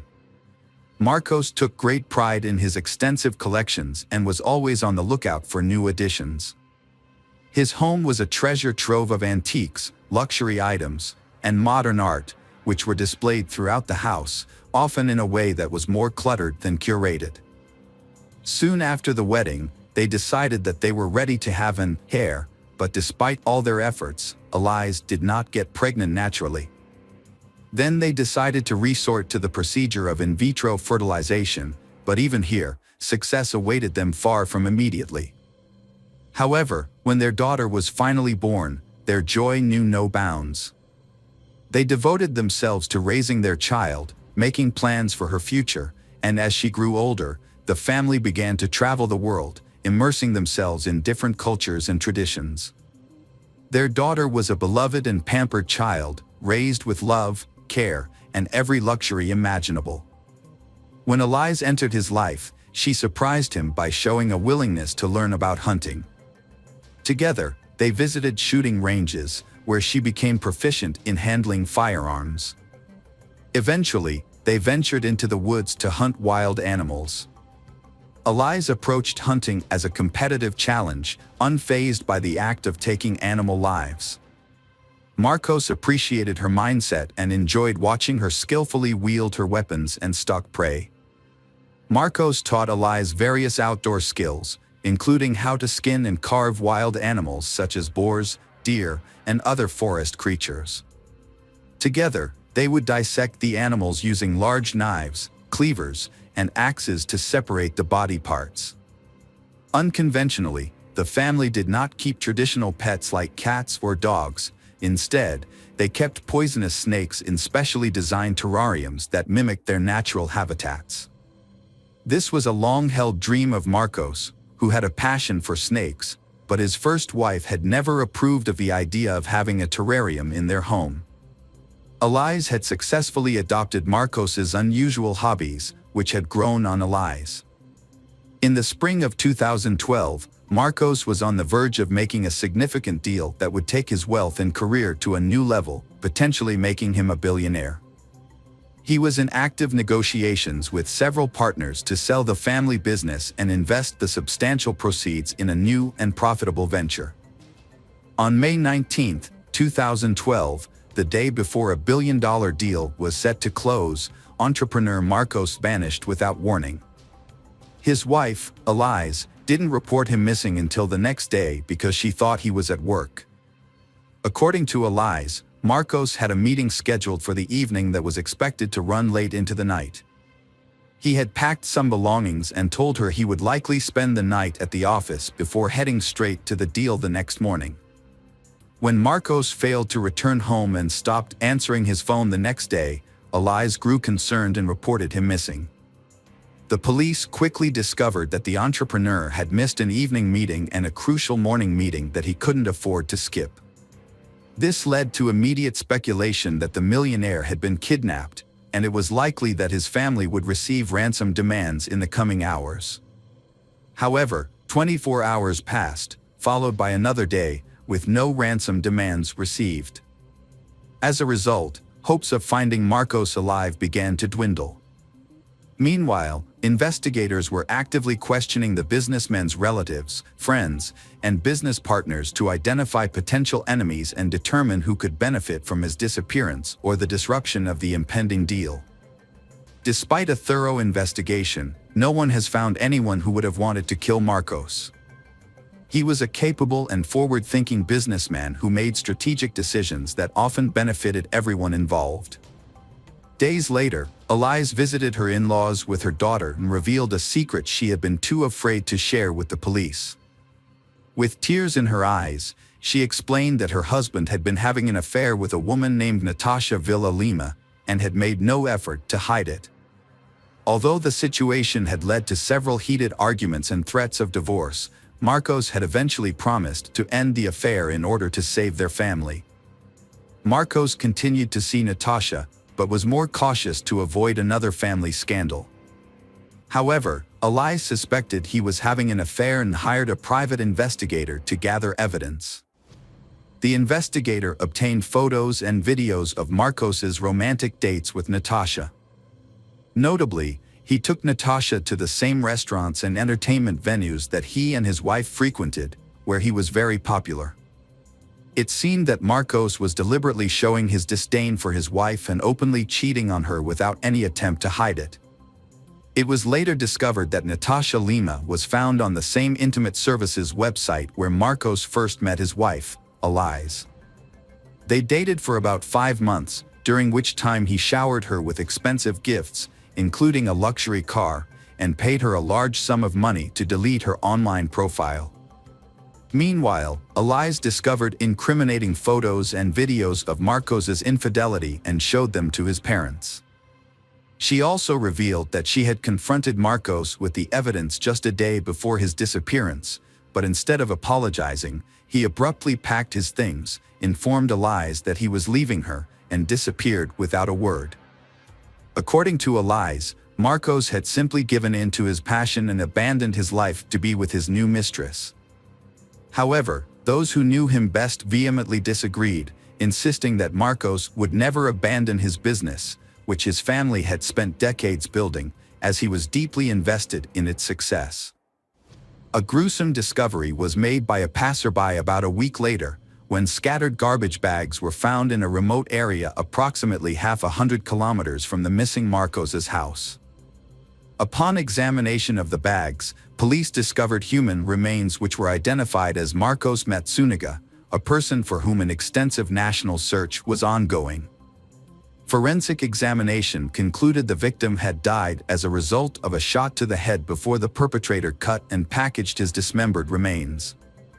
Expert assessment also inferred that only an exceptionally skilled practitioner would possess sufficient know-how, steady-handedly controlling either precise butcher's cut tools at convenient knife handles anatomy. The investigation began by reviewing the last known location of the deceased man, Marcos. This led authorities to the luxury residential complex where Marcos lived with his wife and daughter. The complex was equipped with multiple security cameras, which were thoroughly examined. A review of the footage revealed that the evening before Marcos disappeared, he and his wife had ordered food delivery. The elevator camera captured Marcos going down to the first floor to collect the food, returning with pizza boxes in hand. He then entered his apartment and was not seen leaving again that evening, night, or the following day. It appeared as though Marcos vanished into thin air. Eliz leaves their apartment with 3 large, heavy suitcases. Investigators, who already had suspicions, take her into custody for questioning. At first, she denies any involvement in her husband's disappearance, sticking to her initial claim that he left her for another woman. However, when shown footage of her moving the suitcases, she breaks down and confesses. According to her, their marriage had been troubled for some time, and her husband had become increasingly abusive. Marcos would constantly humiliate her, criticize her for her past work as an escort, and claimed that she was a bad mother to their daughter. Marcos exerted total control over his wife Eliz, not even allowing her to make friends. When she once mentioned divorce, Marcos threatened to leave her with nothing, take their child, and prevent her from seeing him. On the evening of the incident, Eliz showed Marcos pictures from a detective, which depicted him with his mistress. Instead of remorse, Marcos became enraged and slapped Eliz. She claims that everything after that was a blur. The next thing Eliz remembers is holding a gun, which she used to shoot her husband. Upon realizing what had happened, she decided to dispose of the body to make it seem like Marcos had vanished. Eliz drew upon her experience as a nurse and knowledge of human anatomy to do so. Additionally, Marcos had previously taught her how to skin and dismember animal carcasses, and they had the necessary tools at home. After Eliz killed her husband, she dismembered and bagged his body while their young daughter slept in the next room. It was later discovered that the evidence of her husband's infidelity, which included photos and videos, was only received by Eliz on May 20th, after she had already murdered him. This evidence was provided by a private detective. Eliz then used this evidence to deceive her husband's parents, telling them that he had abandoned her for his mistress. The investigation also found Natasha Lima, who testified in court that Marcos had wanted a divorce but was afraid of Elias due to her alleged mental instability and capability for violent behavior. Natasha last saw her lover the day before he disappeared. He was unhappy about the constant family scandals and planned to start a new life in Florida after selling the company. However, his wife Elias was not part of these plans. He intended to divorce her and forget her completely. A shocking twist was the discovery of blood in the lungs of the deceased Marcos. This suggested that Marcos was still alive when Elias decapitated him, indicating he had struggled to breathe. This contradicted Elias's claim that he died instantly from a gunshot wound. Further examination by the pathologist revealed that the bullet had entered Marcos's head at an unusual angle. It seemed he was caught off guard, sitting or lying down when shot, and didn't try to defend himself. Elias Matsunaga's claim that her husband attacked her and she defended herself was disputed by multiple witnesses at her trial. They testified that Marcos had a difficult personality and often spoke harshly, but he never physically harmed anyone. As a result, the court believed Elias fabricated the story and found her guilty of premeditated murder with cruelty and attempting to conceal the crime. She received a 20-year prison sentence, which many considered too lenient. Her in-laws now care for their daughter. Welcome back, detectives. Let's dive into another horrible case, the case of Luz Maria Lopez. Luz Maria Lopez was born on March 17, 1995, in San Cristobal Verapaz, a small town, to a modest family. She was the youngest of two children. Her parents, Morales and Brian, raised her along with her older brother, Omar. Luz Maria's early life was marked by a serious health scare. As an infant, she nearly died due to an intestinal obstruction and underwent a complex surgery. Although her doctors were uncertain about her chances of recovery, her mother's prayers and faith played a significant role in Luz Maria's survival. Fortunately, the surgery did not affect Luz Maria's development. She grew up to be a healthy and active child. During her school years, Luz Maria was a sporty. She was actively involved in gymnastics, athletics, and classical dance. She easily makes friends with everyone and got along with people from different backgrounds. Luz Maria excelled academically, particularly in the humanities. After completing her secondary education, Luz Maria decided to pursue higher education at a prestigious state university. She chose to study law and later specialized in criminalistics, a field that had always fascinated her. A fateful encounter took place when Luz Maria accompanied her mother to a car dealership in Coban, the capital of Alta Verapaz.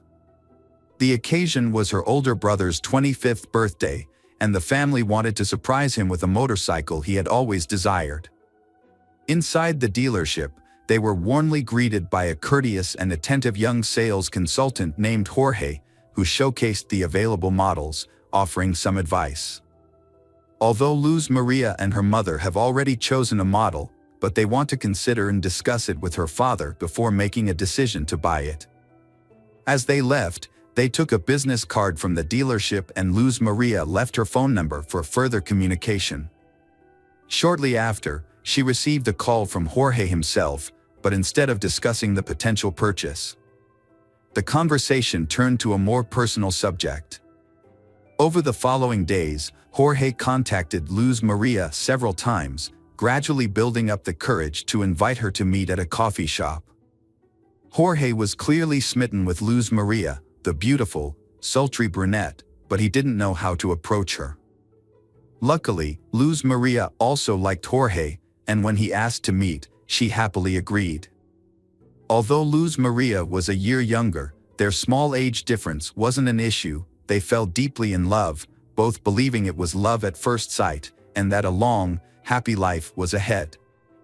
A few short months into their relationship, they decided to live together, despite parental objections. They had a small, private wedding, attended only by close friends and family. However, their special day almost got derailed due to a mishap at the banquet venue. They had to cough up extra cash to save the celebration, which wedding ultimately took place on schedule. Jorge was born in 1996 in Santa Catalina Latina, a town in central Guatemala.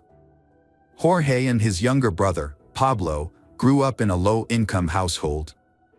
His family struggled financially, so as children, they did not have the luxury of fine clothes and expensive toys, as the family's limited income only covered the most basic needs. Even though Jorge grew up in difficult circumstances, he seemed to have no motivation to change his life for the better. He lived life at his own pace, choosing to enjoy simple pleasures rather than strive for advanced degrees or job security. Those who knew Jorge described him as introverted, unsociable, and having few close relationships, especially with women. When he met the love of his life, Luz Maria, he went all out to win her heart and quickly proposed, fearing she might change her mind. However, Luz Maria's parents, Al Morales and Brian, were suspicious of him from the start. They couldn't quite put their finger on what it was about him that they didn't like, but they couldn't convince their daughter to call off the wedding. The marriage turned out to be unhappy. After the wedding, Luz Maria became pregnant, but she had not yet finished her university degree and struggled to find a good job. Due to her lack of experience and health issues, she had to accept short-term, low-skilled jobs. Meanwhile, her husband lost his job and was in no hurry to find a new one. When their daughter, Alice, was born, the family's financial situation became more difficult. Both spouses were unemployed, and they had no money to pay rent, buy food, or pay for the family's basic needs. Jorge convinced Luz Maria that their only option was to temporarily move in with his parents. Luz Maria was initially hesitant, but facing no alternative and having a baby to care for, she eventually gave her consent. Luz Maria's mother was aware of the problems her daughter was facing in her marriage, but despite mother concerns, Luz Maria was optimistic that things would improve. Luz Maria assured her mother that everything would get better soon, so her mother decided to visit her and see how she was doing. However, when she went to Luz Maria's husband's house to see her daughter, she was shocked by what she found. Luz Maria was in a terrible state, eating only once a day and very little at that. This was partly due to Jorge's family not providing her with enough food, even though she was unemployed and breastfeeding her young daughter. The lack of food was only one of many problems Luz Maria faced in her in-laws' home. She was constantly belittled and even physically abused by her husband's younger brother. He was annoyed by the sound of the baby crying and the presence of children's belongings in the house. On several occasions, he threw items at Luz Maria, including a baby bottle that hit her and her daughter, Alice, who was in her arms. Despite witnessing these events, Jorge just stood by and did nothing to protect his wife and children, he treating them as if they were strangers. Al Morales convinces her daughter to take her granddaughter to her maternal home.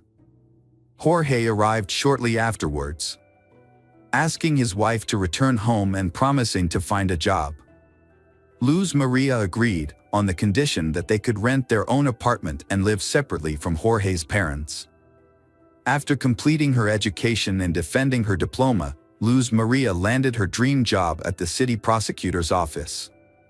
As a smart, talented, and responsible young woman, she quickly earned the respect of her colleagues and began to advance in her career. As time passed, the family's financial situation significantly improved, thanks to Luz Maria's hard work and success. They were eventually able to afford a car. Meanwhile, Jorge continued to struggle with his own life, failing to find direction and instead relying on his wife's income. His laziness and jealousy intensified over time, causing tension in the household. Jorge had a volatile temper, and the situation worsened with time. Jorge was a man who preferred a life of leisure, spending most of his time at home watching TV, drinking beer with friends, and relying on his wife's income. He was extremely possessive and controlling, restricting his wife's freedom and autonomy. He wouldn't allow her to make friends, have lunch with colleagues, or even be alone without him. He constantly monitored her phone activity, checked her call history, and read her messages. He also forbade her from creating social media accounts. When they were alone at home, Jorge's behavior was just as bad. He frequently arguments, blamed his wife for all their problems, and never took responsibility for his actions. When they lived with his parents, Jorge failed to stand up for his wife, instead watching as she was humiliated, insulted, and even physically abused by his relatives. Jorge frequently resorted to physical violence in their relationship. He had a controlling attitude towards his wife, Luz Maria, and wrongly believed she would accept his abusive treatment.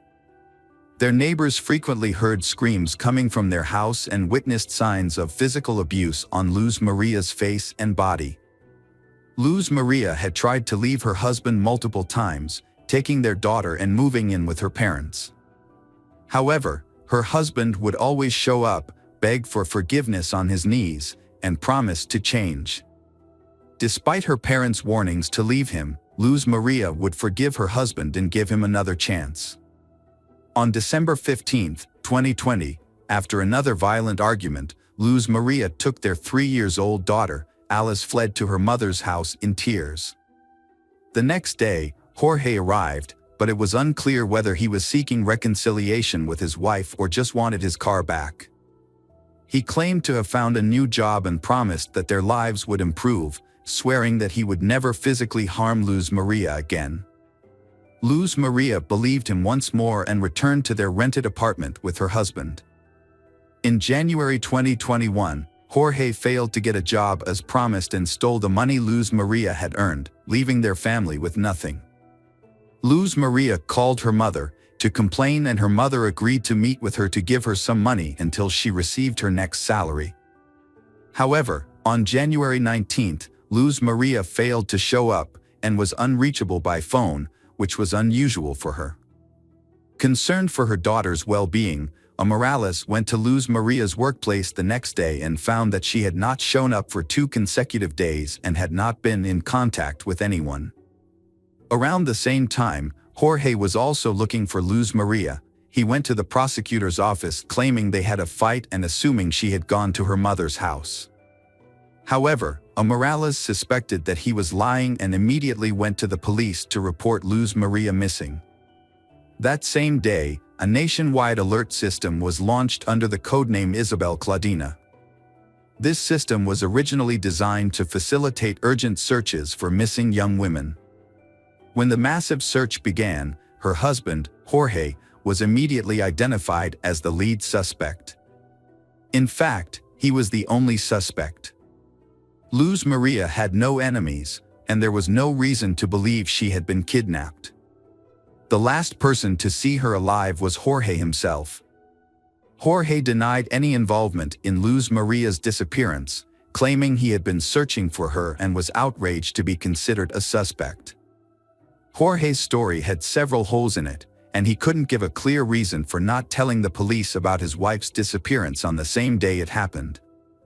If Jorge thought Luz Maria was at her mother's house, it wasn't clear why he didn't call or visit her there.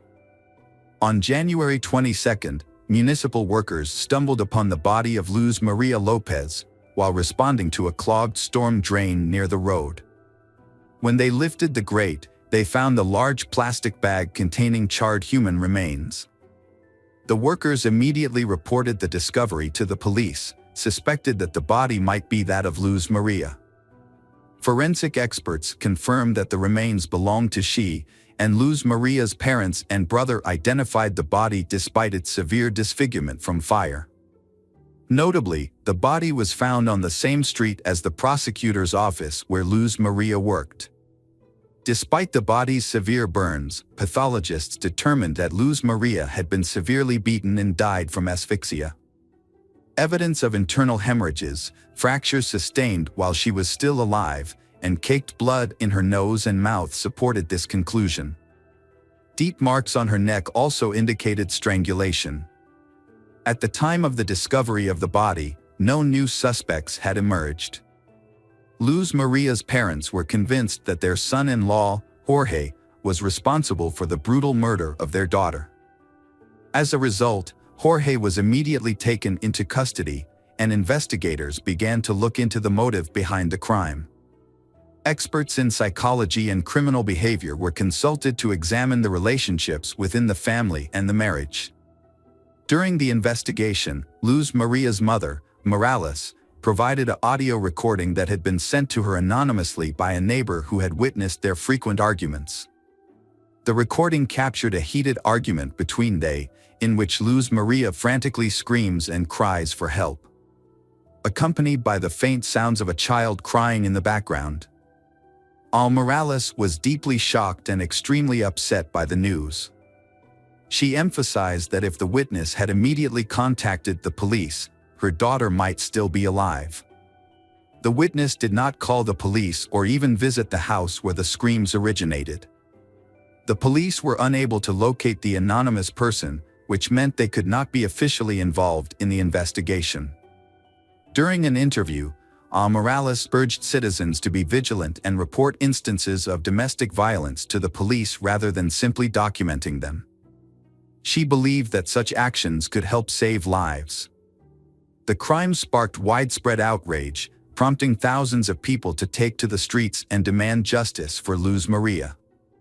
Jorge was taken into custody, but he continued to deny his involvement, claiming he had driven his wife to work on the day she disappeared. Security footage did show their car heading in the direction of her workplace, but the tinted windows made it impossible to determine how many people were inside. Additionally, no footage showed the car stopping or Luz Maria getting out. At the house they was renting, police discovered evidence of a violent incident. There were faint blood stains and drag marks, suggesting that this was where the brutal attack had occurred. Further evidence was discovered in the trunk of the family car, where microscopic fragments of burnt human flesh were found. The investigators also became interested in a recent purchase made by a double orthopedic mattress. Specifically, they were interested in the dense polyethylene wrapping that came with the mattress. A comparative analysis revealed that Jorge had used this wrapping to package the burnt remains of Luz Maria. Additionally, several neighbors came forward as witnesses, reporting that they had frequently heard Jorge yelling at his wife and threatening to kill her. Just days before Luz Maria's disappearance, Jorge had been overheard shouting that he would kill her if she tried to leave him, and that he would hide her body so well that no one would ever find it. Criminologists used collected data and witness testimony to reconstruct the events surrounding the crime. On the night of January 19, 2021, a brutal murder took place. The day before, Luz Maria and her husband, Jorge, had a violent argument. Jorge physically assaulted her. On this occasion, his rage escalated, causing him to strike his wife multiple times. Her screams for help were heard by the neighbors, but they failed to report the incident to the authorities. The beating left Luz Maria with a broken nose and a head injury.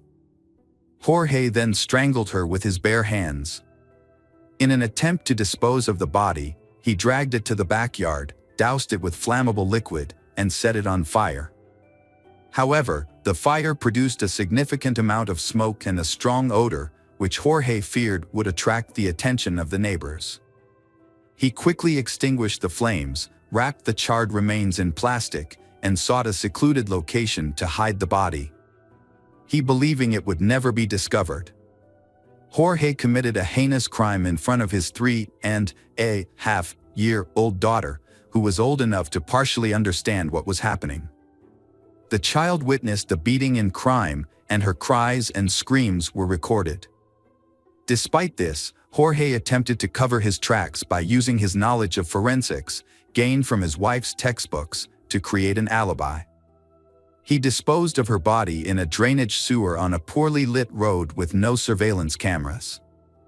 The next morning, Jorge drove to his wife's workplace, pretending to have taken her there as usual.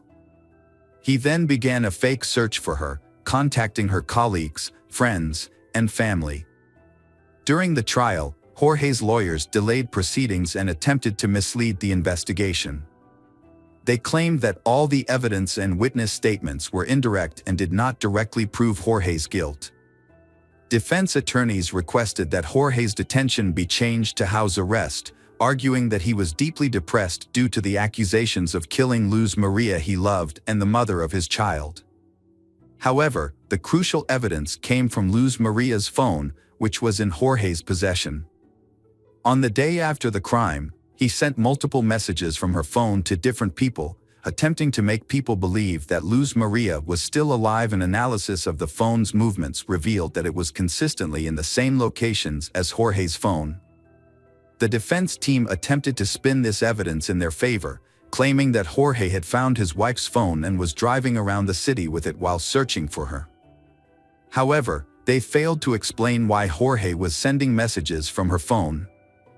Furthermore, bruises and scratches on Jorge's body, which were documented by experts through photographs, suggested that Luz Maria had put up a struggle. The most noticeable injury on Jorge was a scratch on his neck. However, investigators were unable to find Jorge's skin cells under Luz Maria's fingernails. Despite several questionable points in the case, the prosecutor pushed for the maximum possible sentence. The defendant was found guilty of brutally murdering his wife in October 2022. Jorge was sentenced to 50 years in prison, despite maintaining his innocence. Custody of their young daughter, Alice, was awarded to her maternal grandparents.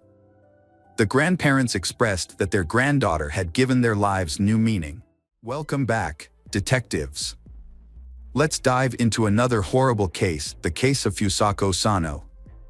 Nobuyuki was born on July 15, 1962, in the Japanese prefecture of Niigata. He grew up in a wealthy family. His family's business, related to passenger transportation, was very successful, thanks to his 62-year-old father. Nobuyuki was a late child, with 5 half-siblings from his father's previous marriage. However, he is not really close to them. As a result, he grew up to be a spoiled and demanding child who always expected to get his own way, immediately. Nobuyuki often becomes aggressive when his expectations are not met in a timely manner. One notable incident occurred. He threw a tantrum in a store, punching his mother when she refused to buy him another toy. Nobuyuki struggled to form relationships with his peers due to his complicated and sometimes unusual behavior. He was also self-conscious about his height, which often caused him to hunch over. This behavior caused his classmates to tease him and give him unflattering nicknames.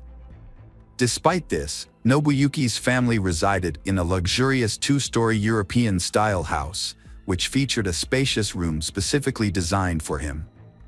The boy was uncomfortable in the room, fidgeting and expressing fear of being alone. This behavior led his parents to take him to see a doctor. After an initial review, he was referred to a psychiatrist who diagnosed him with multiple disorders, a fear of the dark, a fear of germs and dirt, and a unique of autophobia, fear of loneliness, sociophobia, anxiety related to social interactions. Essentially, he feared both being alone and being around others. As a result, he became a loner in high school, never forming close relationships with classmates, and never having a girlfriend despite his attractive appearance. His peers avoided him, and he became an outcast. The only people he felt comfortable expressing his anger and frustration to were his elderly parents, who forgave him and tried to calm him down with gifts and money. As an adult, he struggled to hold down a job. He frequently got into conflicts with colleagues, neglected his responsibilities, and would often leave work in the middle of the day for no good reason, such as when it was raining and he felt sad. On one occasion, he intentionally hurt a female coworker, likely trying to get her attention out of sympathy. Although the incident was attributed to an accident, he was fired immediately. After being fired, Nobuyuki became unemployed and relied on his parents' financial support. Over time, he became increasingly reclusive, rarely leaving his room, and frequently clashed with his parents. Following a particularly intense quarrel, Nobuyuki started a fire in his home, nearly destroying the house and putting its occupants in harm's way.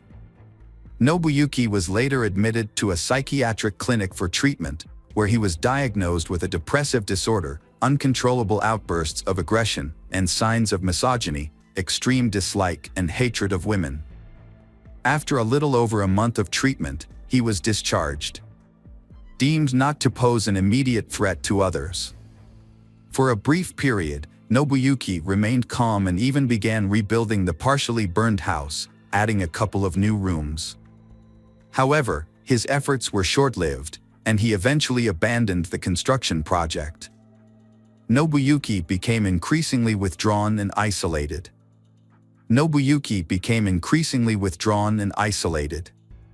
He spent most of his time in his room, watching TV. He not only forbade his parents from entering his room, but also the second floor of the house. If they tried to cross this boundary, he would violently lash out at them, punching and threatening to kill them. In the spring of 1989, Nobuyuki began taking walks, but he preferred to stroll near a local school where he could secretly watch the female students. At first, he kept his distance and tried not to communicate with anyone. However, one day, he suddenly grabbed a young girl, who was only 9 years old, and threw her over his shoulder as she was leaving the school gate. He then ran to his car, which was parked nearby. The other children immediately screamed for help, and a school security guard and bystanders quickly intervened, rescuing Shi and detaining Nobuyuki until the police arrived. Nobuyuki was unable to explain why he attacked Shi, and it was clear that he had intended to commit a violent and unlawful act against a minor. As a result, he was charged with attempting to commit a violent crime against a child. Nobuyuki Sato avoided a long prison sentence thanks to his father's connections and wealth. In August, Nobuyuki was given a year's probation despite his heinous crime. Shortly thereafter, his name was mysteriously removed from the criminal prosecution database, allegedly due to his father's intervention. However, Nobuyuki's father died shortly after his son's case, dying of a heart attack. Nobuyuki was left with overwhelming shame and guilt for his father's sacrifices and efforts to cover up his crime. After the failure of his first kidnapping attempt, Nobuyuki, 28 years old, tried again a year and a half later. This time, he carefully planned the crime and remained under the police radar for an extended period. On November 13, 1990, Nobuyuki set out on a hunting trip around the city. In the evening, as darkness fell, he spotted 9-year-old Fusako Sano, who had stayed late after school due to a sports event, walking alone on a deserted road. Nobuyuki quickly pulled over in front of her, got out of the car with a knife, and grabbed Fusako. He threatened to slit her throat if she tried to scream or run away.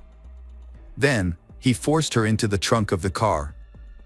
After driving for a while, he turned into a vacant lot, where he tied Fusako's hands and feet and covered her mouth with tape.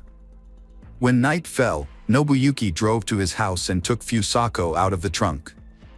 Nobuyuki led her through a part of the house that was still under construction to his room, trying not to be seen. He then left the room and re-entered through the front door, as if everything was normal. Once upstairs, Nobuyuki again threatened Fusako with the knife, ordering her to be quiet. He tied her to the bed and warned her that if she tried to leave the room, look out the window, scream, or cry, he would kill her and dispose of her body in the ocean, where no one would ever find it. Fusako was terrified and obeyed the kidnapper's orders, hoping that he would eventually take pity on her and let her go. When Fusako didn't return home from school, her parents started to worry. They knew she had stayed late to watch a baseball game, but as the sun began to set, they expected her to be home by then. Initially, Fusako's parents tried to find their daughter on their own, retracing her usual route from school to home, but their efforts were unsuccessful. As night drew closer, the parents of Fusako turned to the police for help, hoping for a quick resolution. Since Fusako's disappearance, only a few hours had passed, and they were anxious to find her. The police launched a search operation. And by the next morning, they were joined by dozens of volunteers from the local community. The following day, the search party grew to over 200 people, who combed the area, distributed flyers with Fusako's photo, and interviewed passers-by in search of witnesses. Notably, Nobuyuki lived close to Fusako's school and the police station. He had previously attempted to kidnap Fusako, which had brought him to the attention of the police. However, despite this, Nobuyuki was not considered a suspect in the case, thanks to the efforts of his late father. A large-scale search operation was initiated to locate Fusako Sano, a Japanese schoolgirl who had disappeared. The search lasted for many months, covering numerous locations such as empty buildings, houses, railroad cars, and vacant lots.